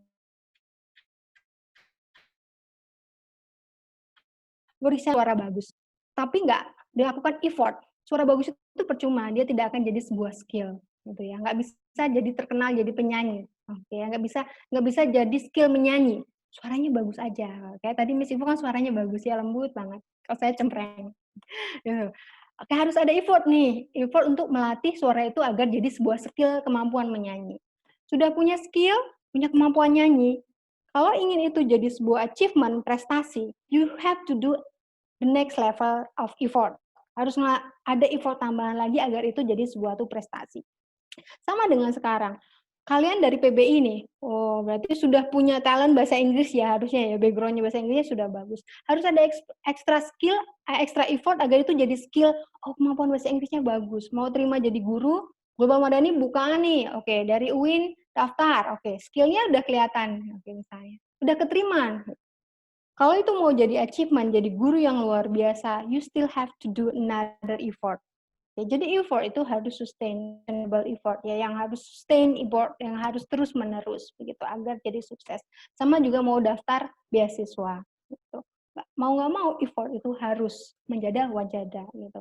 Jadi sekedar mimpi, berdoa itu nggak cukup, harus ada effort. Ya memang harus jungkir balik untuk dapat beasiswa itu gitu. Dan semuanya bisa. Everybody can do it gitu. Apa kira-kira yang nggak bisa? Oh, karena saya ini miskin, loh mau dapat beasiswa kan? Oke, nggak dilihat dari kayak miskin. Background-nya, kalau IPK ya harus ya, oke diusahakan. Gitu.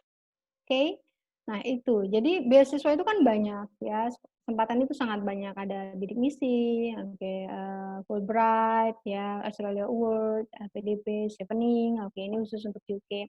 Dan saya dulu juga awalnya nyoba macam-macam kok. Oke, saya nyoba Fulbright, nyoba Australia Award, gitu. Baru kemudian saya tahu, oh ada LPDP, ternyata chance-nya lebih besar. Kenapa kesempatan LPDP lebih besar? Ada yang tahu nggak? Jadi, kalau beasiswa yang lain, Fulbright, Australia Award, itu mereka sudah ada seat-nya. Oke, limited, terbatas ya. Jadi persaingan kita lumayan, sedunia lagi. Gitu kan? Tapi kalau LPDP, you compete to yourself. Gitu. As long as you deserve to get it, you can get it. Itu. Jadi misalnya saya dengan Miss Sisti bersaing nih, kalau misalnya nanti S3 ya Miss Sisti, oke, pengen ke sana atau Mr. Ramada, apa Mr. Satria, oke, kita compete nih sama-sama pengen kemana Satria, mau ke Monash juga deh misalnya. Saya tidak berkompetisi dengan Mr. Satria, oke, tapi myself, gitu ya. Kenapa? Kalau saya eligible, Mr. Satria eligible, Mrs. eligible, kita bertiga bisa masuk bareng, gitu. Jadi nggak compete, seatnya cuma ada 3 no. Oke, itu kerennya LPDP. Jadi semua itu bisa as long as you are eligible, you make yourself eligible, deserve to get it, gitu. Jadi adik-adik semua semangat karena kalian tidak saling berkompetisi satu sama lain untuk dapat beasiswa LPDP, gitu ya. Dan LPDP programnya banyak ya. Mungkin kemarin secara umum sudah sebelumnya kemarin sudah disampaikan, ada beasiswa reguler, ada yang untuk daerah tertinggal 3T itu afirmasi, kemudian untuk dosen budi, kemudian macam-macam ya. Oke, saya kemarin ngambil yang reguler gitu. Nah, tahapannya ada 2 biasanya ya, seleksi. Tahap pertama itu pemberkasan dulu, administrasinya. Oke, dan itu lewat online kok, very easy ya. Jadi kirim-kirim data aja. CV-nya diperbaiki aja dari sekarang. Nyicil, cek, bikin CV, terus lihat, kira-kira CV-ku keren nggak ya? Gitu. Kalau kurang keren, oh kegiatan komunitasnya belum ini, ikutin. Sekarang itu kan banyak ya. Komunitas banyak banget. Komunitas yang saya ikutin tuh Ruang Jingga ada. Banyak yang teman-teman kemarin ketika mau daftar LPDP ikut kegiatan Ruang Jingga gitu. Terus Global Youth, banyak komunitas yang saya lihat di Lampung itu saja sudah banyak yang bisa kita ikuti gitu. Kemudian apa lagi? Ya, Dibuat tes. saja.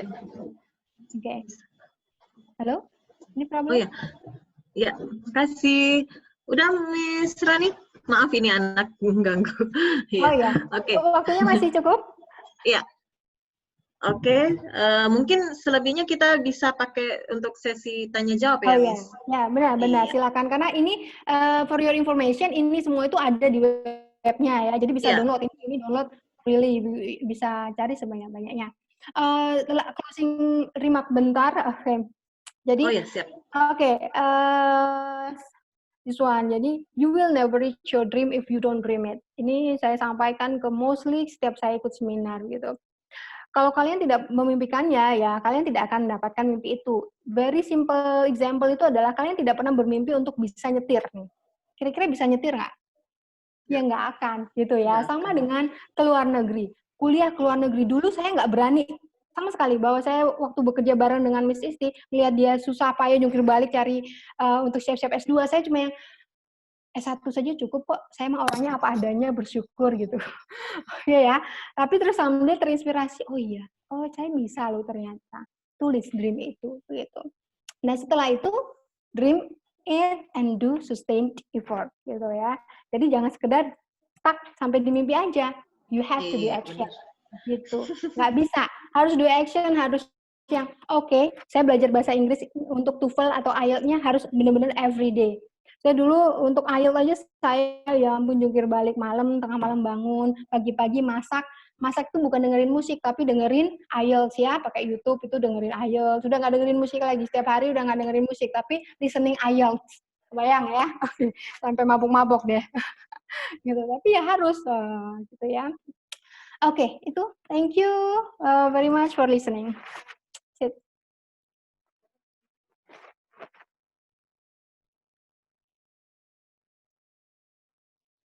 Kemana host? Ya, baik. Itu tadi adalah beberapa sharing pengalaman dari Miss Rani yang bisa kita petik, yaitu jangan hanya sekedar bermimpi ya, Oke. kita harus juga action. Jadi kalau kalian memang benar-benar berniat untuk ini, tinggal diluruskan, dimantapkan, dan jangan lupa berdoa. Ya, oke, baiklah kita akan langsung aja ke sesi tanya jawab. Di sini ada banyak banget di chat room ini pertanyaan dari teman-teman. Mungkin saya mulai dulu dari yang paling pertama, ada Yogi ya. Nah, tips paling jitu berdasarkan pengalaman Miss Ivo dan Miss Rani untuk belajar dan tes IELTS-nya. Sudah coba-coba belajar tapi belum ketemu strategi yang paling efektif. Kira-kira seperti apa ya, Miss? Ya, mungkin disilahkan Miss Ivo duluan.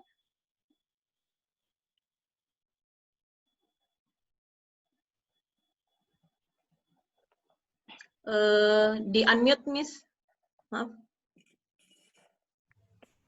Ya, jadi untuk pengalaman tes IELTS dulu, jadi saya nggak berani langsung tanpa persiapan langsung terjun tes karena biayanya yang mahal, 3 juta sekali tes, dan itu butuh, dulu saya nggak bisa langsung cash bayar 3 juta, jadi nabung dulu. Sambil nabung ilmu. Artinya setiap hari itu dibiasakan, misalnya dari movie, yang tadinya suka sinetron nih, harus western movie. Yang tadinya pakai translation, harus dibiasakan tidak pakai translation. Dan saya dulu pakai guru juga, saya ngambil kursus IELTS. Tapi setelah itu kita mulai asah diri. Karena kalau untuk kursus, biaya kursus IELTS sangat mahal, bisa sampai 7 juta untuk satu package-nya. Itu yang paling murah. Jadi selepas itu saya langsung belajar sendiri dari listening segala macam, karena untuk kita ngambil ITP, waktu itu kita uji coba ke ITP dulu. Saya kira kalau di Google itu kan ada sih refleksi, kalau TOEFL ITP sekian, IELTS-nya bakal sekian. Ternyata tidak bisa mencerminkan sama sekali. Jadi TOEFL 550 itu IELTS cuma dapat 5. Wah, berarti ada salah di mana? Nah, ternyata salahnya kita tidak pernah praktis. Karena IELTS itu dia kayak life conditions. Dia harus bisa writing, karena kita bakal terus menulis tugas. Sementara TOEFL ITP hanya sekedar listening, kemudian reading, dan juga speaking. Jadi benar-benar kayak practical sama theoretical masuk di situ. Jadi setiap hari itu mendengarkan musik seperti listening yang Mbak Rani bilang tadi, kemudian lebih rajin banyak baca, itu yang paling penting, karena dulu waktu zaman S1 itu baca aja kalau ada tugas. Jadi sekarang waktu mau ambil IELTS itu saya beli koran. Korannya itu kayak Jakarta Post yang benar-benar English, kemudian baca artikel itu saya sudah biasakan untuk artikel yang full English. Jadi tidak full Indonesia lagi. Ya paling simpelnya tadi, yang tadinya musik Indonesia saya ganti ke musik barat. Kecuali musik rohani ya, memang itu khusus bahasa Arab. Dan juga listening, karena di IELTS itu yang paling ribet itu listeningnya beda aksen. Ada aksen Irish, ada British, apalagi dulu saya paling susah itu dengar kayak misalnya sama wedeh, what is wedeh? Kita taunya ear, ya kan, face. Tapi di sana, wah, book aja bilangnya bukan book, tapi book. Apa ini book? Dan itu Bahkan, ditemuin ya, Miss, di lapangan pas di iya, Australia ternyata didapat ya di pengalaman lapangan seperti itu itu. benar-benar, wah, saya berasa kayak listening section ini, karena macam-macam itu ada aksennya sendiri. Kita harus bisa dengan aksen British, dan itu sering terjadi misunderstanding sama American people. Jadi waktu itu ada student dari Amerika, I will go to your house to die. Untuk orang British ya, karena kan itu artinya today. Tapi kalau di Amerika, to die, kan kamu mau mati di rumah saya. Itu yang paling susah. Nah, itu yang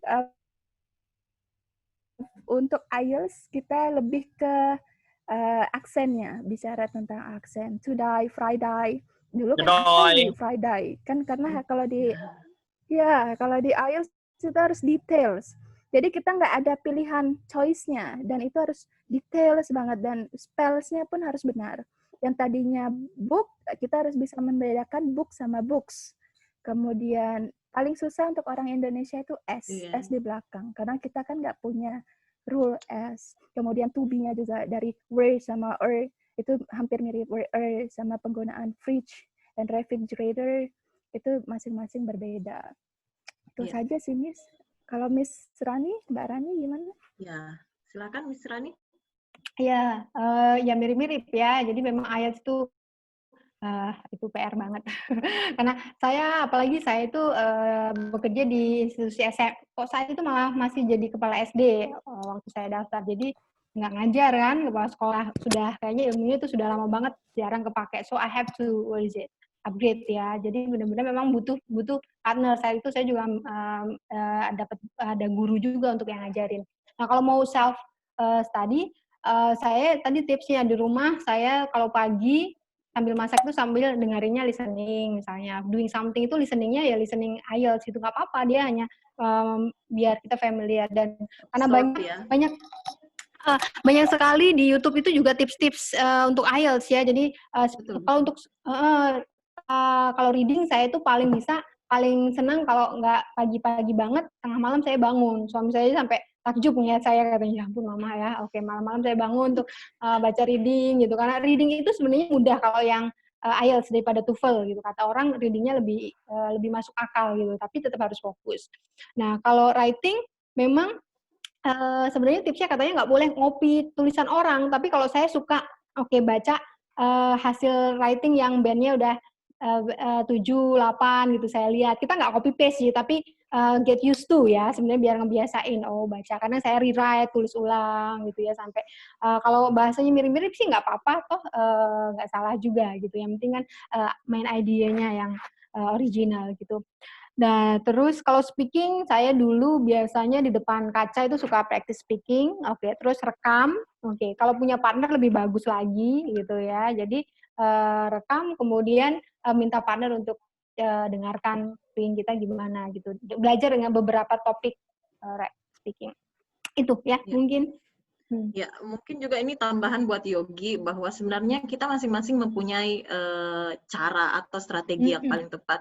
Silahkan di observe lagi kira-kira apa yang paling tepat dengan cara mengetahui kelemahan dari yang mana sih IELTS ini yang kita kurang. Nah, itu yang coba diimprove lagi. Nah, itu tadi ada masukan dari Miss Ivo dengan Miss Rani. Kita bisa sekarang dapat beberapa input dari YouTube, dari beberapa blogspot, dari ya sumber-sumbernya banyak sekali ya. Iya. Oke, selanjutnya pertanyaan dari Kakak Satria. Buat Kakak Rani, gimana rasanya kalau S3, waduh. Oke, lanjut aja ya. Kuat nggak gitu ya? Iya, kuat nggak? Jauh dari keluarga. Ya, Kak, ini mungkin sekilas saja ya. Saya dulu itu memang karena S1 jadi cuma 1 tahun jadi berani untuk jauh dari keluarga gitu. Tapi partner kita yang penting ridho sih ya. Jadi istrinya Mr. Satria ini harus ridho dulu gitu ya. Kalau saya dulu 1 anak terus saya titipin ke mertua gitu ya. Jadi suami dengan anak hijrah ke Pringsewu, nggak jauh ya, rumah kosong di sini. Jadi selama partner kita ridho ya pasti support ya. Jadi saya selama 1 tahun itu pulang sekali. Agak berat tapi kan sekarang sudah banyak media ya, kita bisa video call dan sebagainya. Tapi kalau S3, saya tidak rekomen. Lama sekali itu ya. Jauh dengan keluarga kayaknya berat. Ya mungkin kalau bapak-bapak mungkin bisa, kalau ibu-ibu ada mungkin bisa. Amin. Amin. Insya Allah ini Miss juga saya ini nanti langsung bawa keluarga sekalian. Iya, sip. Iya, kalau Miss Iva kemarin sama keluarga langsung? Iya, enggak, 6 bulan pertama dulu sendiri, karena kita butuh settle down dulu kan, nyari rumah segala macam, baru setelah itu jemput anak sama suami. Jadi 2 tahun. Iya, selanjutnya pertanyaan dari Kamal. Ini permisi Miss Rani mau tanya dulu, waktu melampirkan surat rekomendasi, apakah dari tempat kerja atau rekomendasi dari kampus? Oh ya, jadi dua-duanya ya. Saya karena kan permintaan dari LPDP dua-duanya. Jadi ada dari direktur saya, kemudian dari kampus gitu. Kalau bisa kalau ada yang profesor dari kampus lebih baik lagi gitu. Jadi kalau bisa tetap keep in touch dengan dosen-dosen S1 kita gitu. Ya. Nah, ini juga ada pertanyaan langsung aja ke Miss Ivo dari Sandi.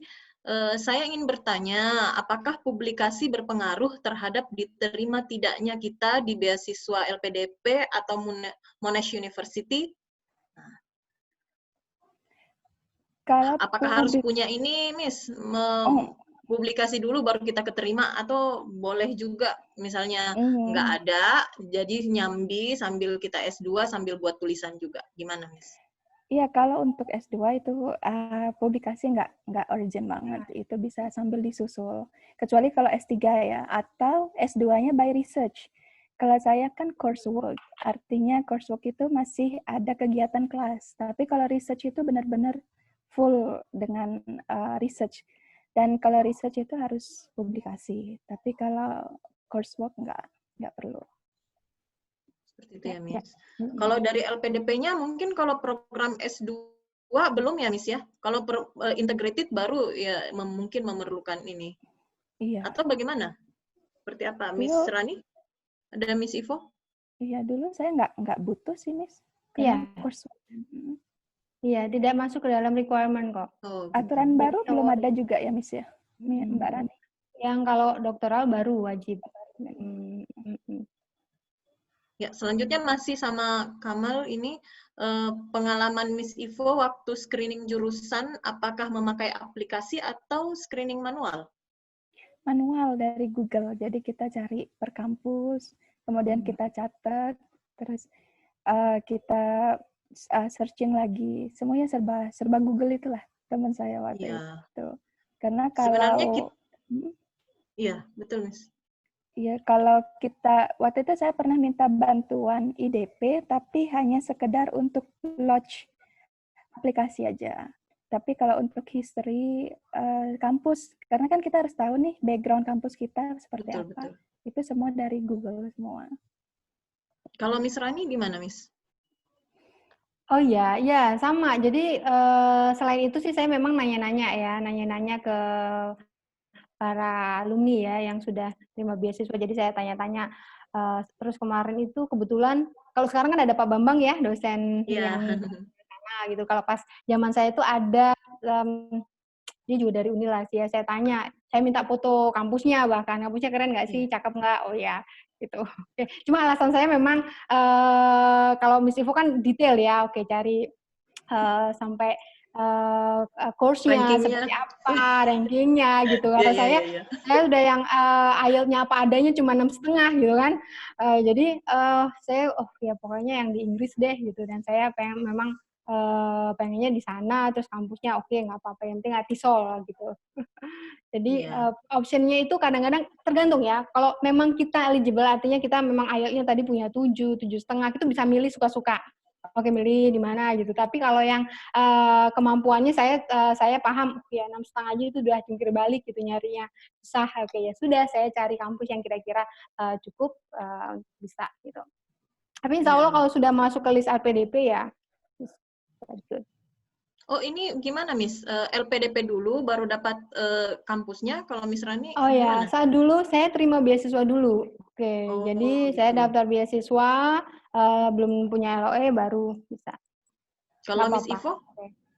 Saya beasiswa juga dulu, Miss. Beasiswa dulu Karena ya. kan tadinya kan sebelum LPDP bukan itu Fulbright. Oh Jadi iya, iya. semua aplikasinya kan untuk ke Amerika. Ini nyoba ke negara lain, tapi beasiswa dulu karena belum sempat nyusun berkas segala macam. Jadi dari LPDP 1 tahun maksimal. Betul. Ini juga kayaknya sekarang ini kan agen-agen kayak maksudnya beberapa tempat kursus juga memberikan beberapa informasi. Jadi kita tinggal membuka wawasan aja, tidak menutup informasi kita, tidak hanya secara dari teman ke teman, tapi kita bisa juga searching sendiri seperti itu. Nah, ini ada lagi pertanyaan dari Mbak Anggi ya, Kakak Anggi, Kakak Merliani Putri Anggra ini, apa bedanya coursework di UK dan Aussie? Kenapa tahun studinya berbeda? Masih adakah mini research untuk final project-nya? Seperti itu. Kalau saya itu 2 tahun, jadi per semester itu cuma 2 mata kuliah. Jadi total itu 8 yang harus ditempuh dalam 2 tahun, cuman 1 mata kuliah itu 12 SKS.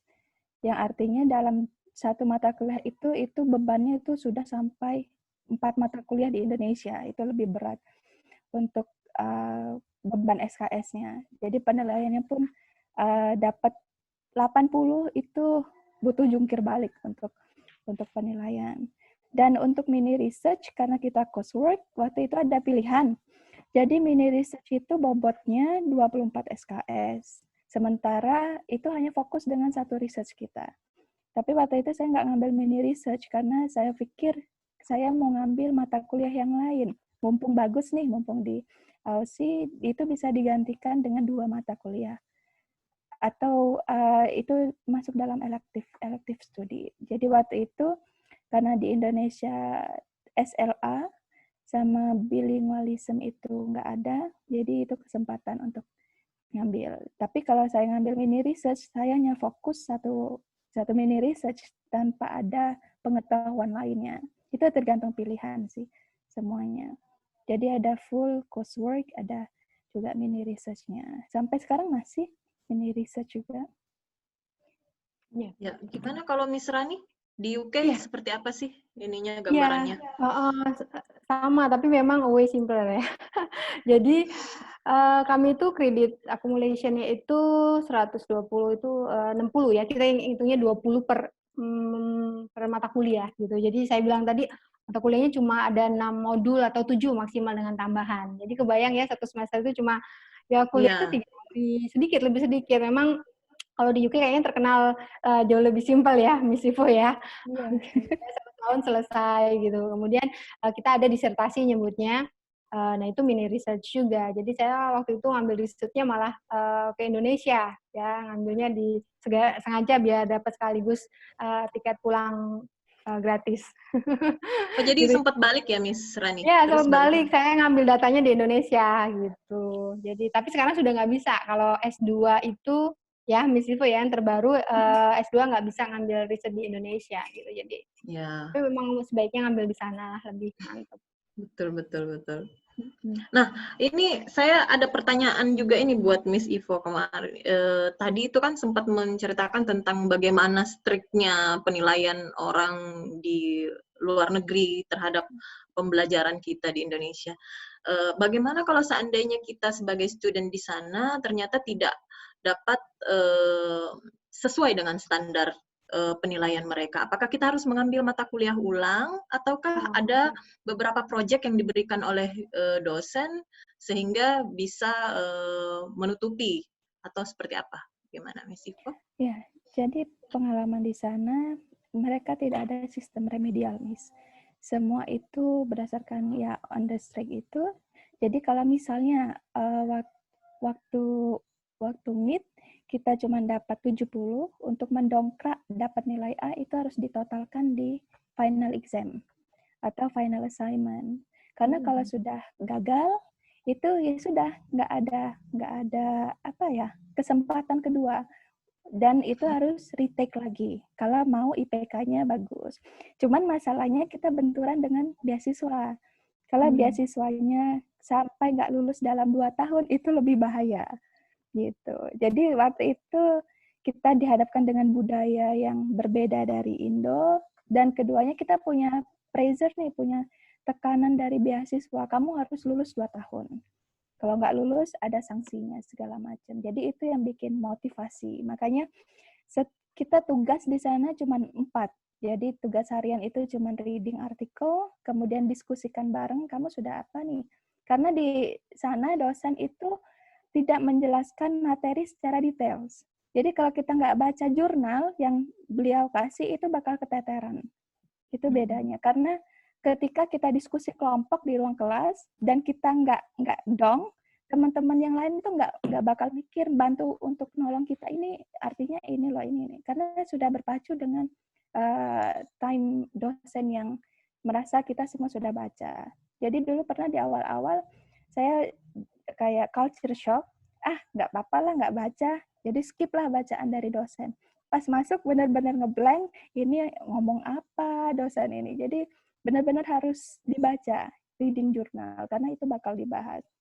Jadi hanya ada 4 tugas, dengan tugas harian, mid, quiz, dan terakhir final. Jadi nggak tiap minggu ada tugas.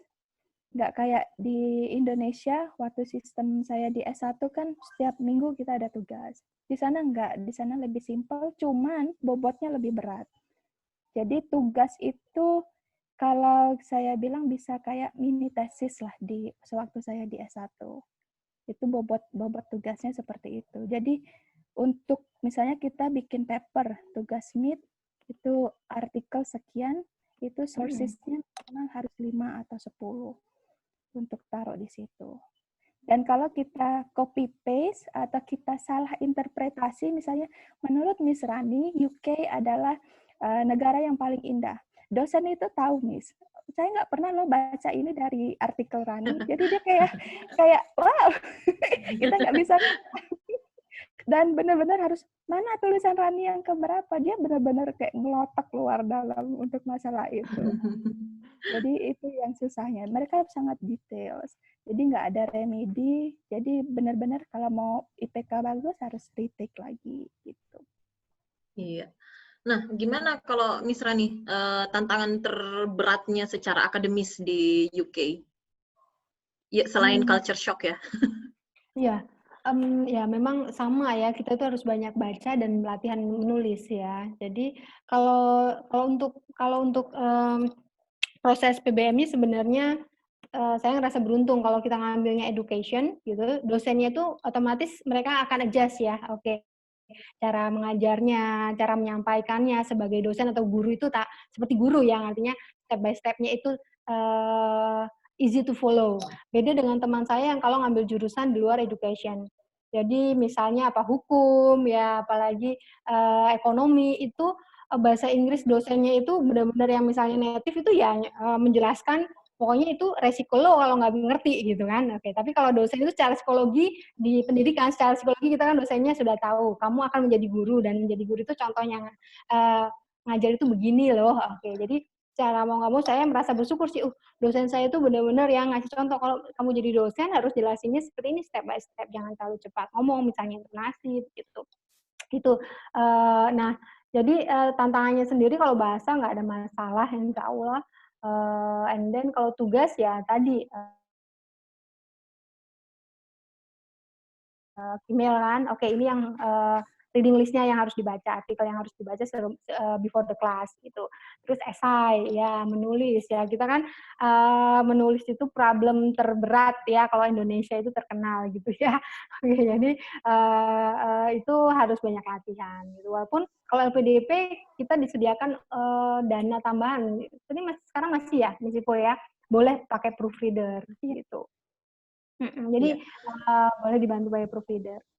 Ya, pertanyaan terakhir ini ya, Miss. Karena kita juga terbatas waktu, jadi nanti kita akan simpulkan dan bisa sharingnya lagi dilanjutkan di Telegram dengan di WhatsApp grup ya. Pertanyaan terakhir nih, untuk Miss Ivo dan Mbak Rani, setelah lulus, bisakah bekerja dan menetap di negara tempat studi? Siapa yang nanya itu? Dear husband ya? Ini mau banget kayaknya nih tinggal di negara luar nih. Iya, maunya nggak pulang-pulang. Negara juga dia.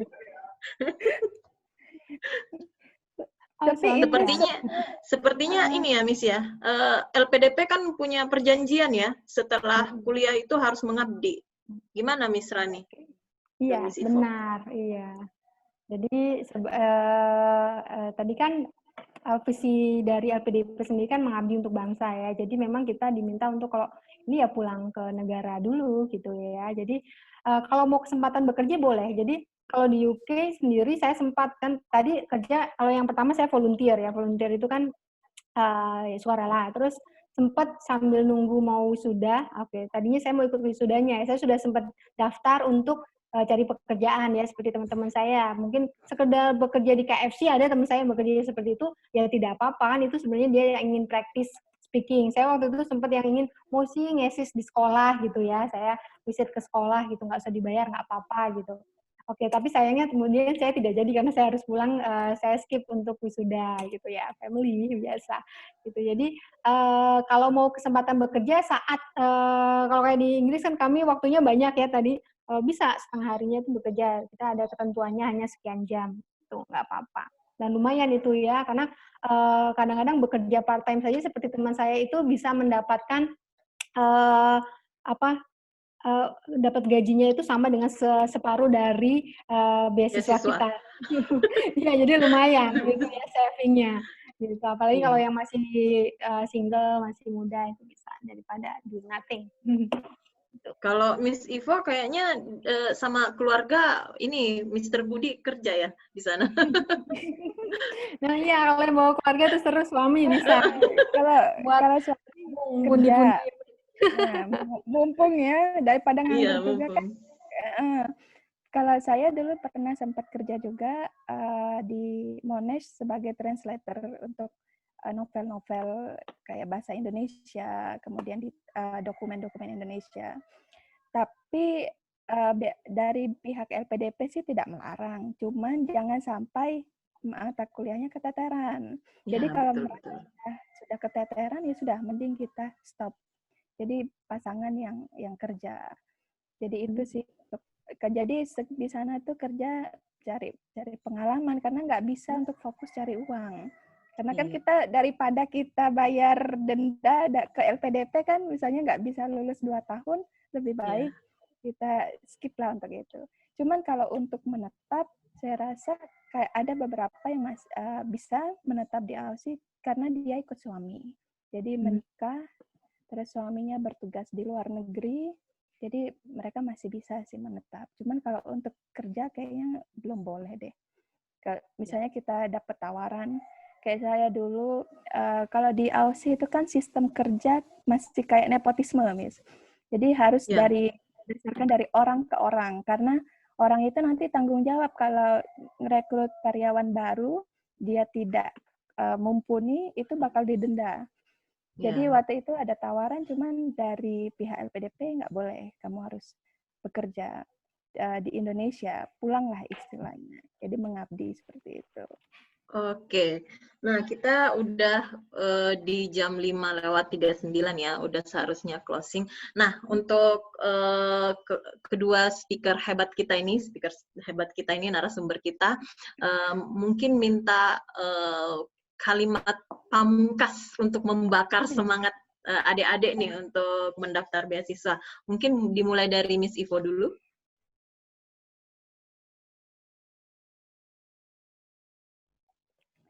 Kalimat pamungkas kayak kita tuh nggak usah minder, karena dulu saya juga tinggal di kampung, saya nggak punya uang, jadi semua ada pengorbanannya memang. Seperti yang Miss Rani, Miss Aulia bilang, bahwa nggak hanya bermimpi, tapi juga ada action. Dan action itu butuh pengorbanan, nggak hanya energi, waktu, dan juga uang. Jadi jangan, kadang ada seseorang yang takut melakukan action, lah takut uangnya habis, takut nanti waktunya saya, ini kan untuk tidur, waktunya saya untuk ke bioskop, itu jangan sampai seperti itu pikirannya. Kalau benar-benar mau ke luar negeri, itu harus benar-benar totalitas, karena yang paling penting itu action. Setelah action, semua dirasa sudah, wah, sudah cukup action saya, itu tinggal Tuhan. Jadi Tuhan yang menentukan kapan pas berangkatnya. Kita juga, dulu saya juga nggak bisa target, tahun 2013 harus ke luar negeri, enggak. Jadi perjuangan saya dulu 4 tahun, dari mulai 2010, dari setelah lulus S1, itu mulai berjuang, baru dapat LPDP itu 2014. Bayangin 4 tahun itu saya sampai enek, ngelihat buku TOEFL yang tebel-tebel, dan mulai listening sampai, ya saya pernah Miss dirawat di rumah sakit gara-gara mual. Lihat listening, lihat reading. Dan itu benar-benar, waduh, karena saya tes nggak mungkin tes ini. Jadi sebelum kita tes hari hanya itu kan 3 juta, kita harus melakukan banyak pretest. Ya, betul. Dan itu, waduh, kalau misalnya di pretest kita dapat skor 6,5, belum tentu di realnya kita bakal dapat segitu. Ya, Enggak, bisa aja lebih rendah ya, Miss. Iya, lebih rendah. Jadi targetnya dulu pretest harus 8, karena di real dia paling jatuh ke 7 atau ke 6,5. Dan itu memang harus benar-benar rajin membaca. Namanya kita kan harus pengorbanan. Jadi ngelihat buku, ada tulisan bahasa Inggris itu mual. Jadi kata dokternya, wah kamu ini mengalami demam bahasa Inggris. Sampai kata teman-teman, udahlah stop aja, stop. Tapi, dan ada satu kalimat yang justru menurut saya itu kayak motivasi, menghina. Kamu bisa apa sih? Kamu nggak bakal ke luar negeri. Orang kamu ke Jakarta aja, ke UI aja sudah untung-untungan, ini kok mimpinya jauh banget. Jadi itu kayak, waduh, ini motivasi saya. Itu ya, betul-betul. Bukan justru membenci, tapi wah terima kasih kamu sudah mensanjung saya, kamu sudah memberikan motivasi yang ini. Gitu tuh makin dipacu. Jadi kalau lagi baca reading TOEFL atau reading IELTS itu sambil minum obat bodrek setelah itu. Ya, itu benar-benar sickness banget. Itu 4 tahun berkutat dengan TOEFL itu. Dengan IELTS. Gimana kalau Miss Rani? Kalimat pamungkasnya buat adik-adik ini?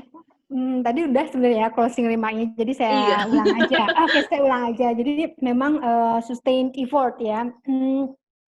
Kalau saya bilang jaga motivasi ya, jaga motivasi agar effort itu tumbuh terus.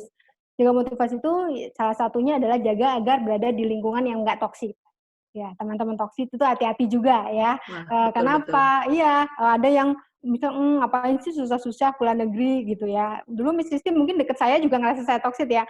Apa sih dia sibuk sendiri gitu ya. Oke, saya sibuk ngajar gitu, dia sibuk searching-searching gitu. Jadi cari environment yang mendukung agar semangat itu muncul terus, tetap terjaga, dan setelah itu effort. Ya memang effort. Kalau memang pengen dapat something yang ekstra, yang more, kuliah di luar negeri itu something wah ya. Oke, walaupun saya biasa saja, saya ngerasa kalau dibandingin Miss Siti yang dari UPI kayaknya ilmunya jauh lah ya gitu. Tapi orang kalau dengar kan, oh iya kuliah lulusan luar negeri, oke, mau nggak mau image itu naik ya, itu salah satu prestis ya, prestis yang sebenarnya itu ya tidak boleh untuk jadi motivasi, tapi no problem karena itu otomatis akan menempel di diri kita. Jadi kalau you want to gain something yang wah ya you do extra effort. Salah satunya ya itu tadi. Lagi-lagi bangun pagi jangan langsung buka HP nonton Korea gitu ya. Oke, tapi apa? Oke, tadi listeningnya sudah langsung di set goals-nya gitu. Memang tiap hari benar-benar improve your English lagi sampai mabok-mabok kayak Miss Ivo ya kita bisa lihat hasilnya begitu. Jadi sustain effort is really needed. Gitu, Terima kasih para narasumber untuk memberikan sharing pengalamannya dan motivasi-motivasi dan beberapa petunjuk bagi adik-adik untuk mendaftar beasiswa. Berikutnya mungkin bisa ditutup oleh Ibu Ketua Jurusan kita, Miss Maisuri MPD. Disilahkan.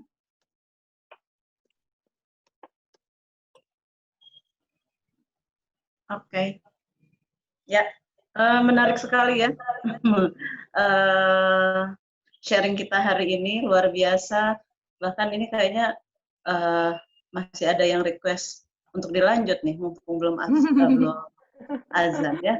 Oke, luar biasa mendengarkan sharing cerita pengalaman dari kedua narasumber kita hari ini. Sangat inspiratif ya.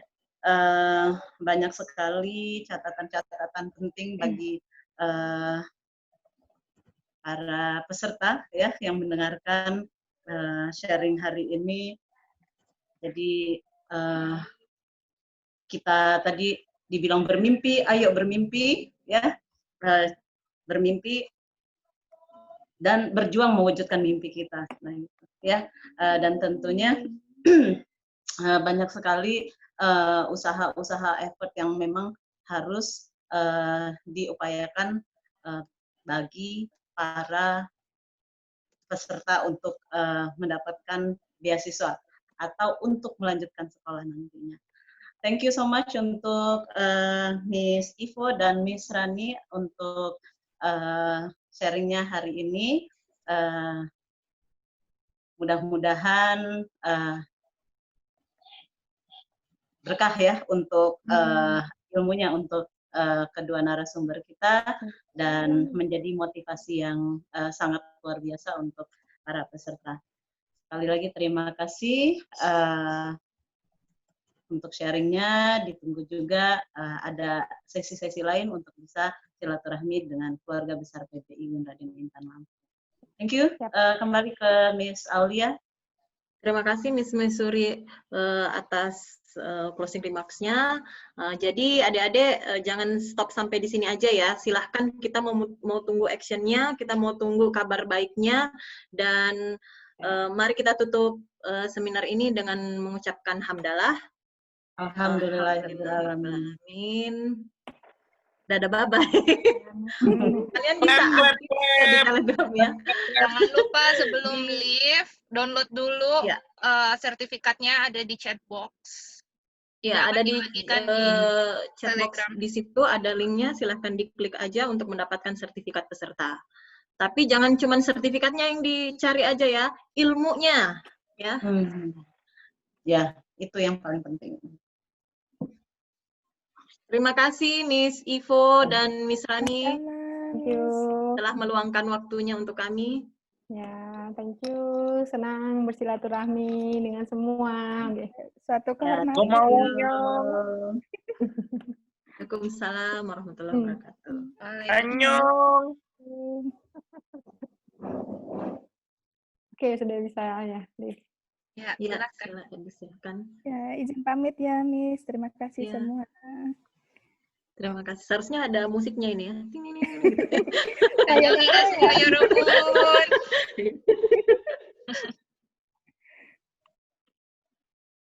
Oke.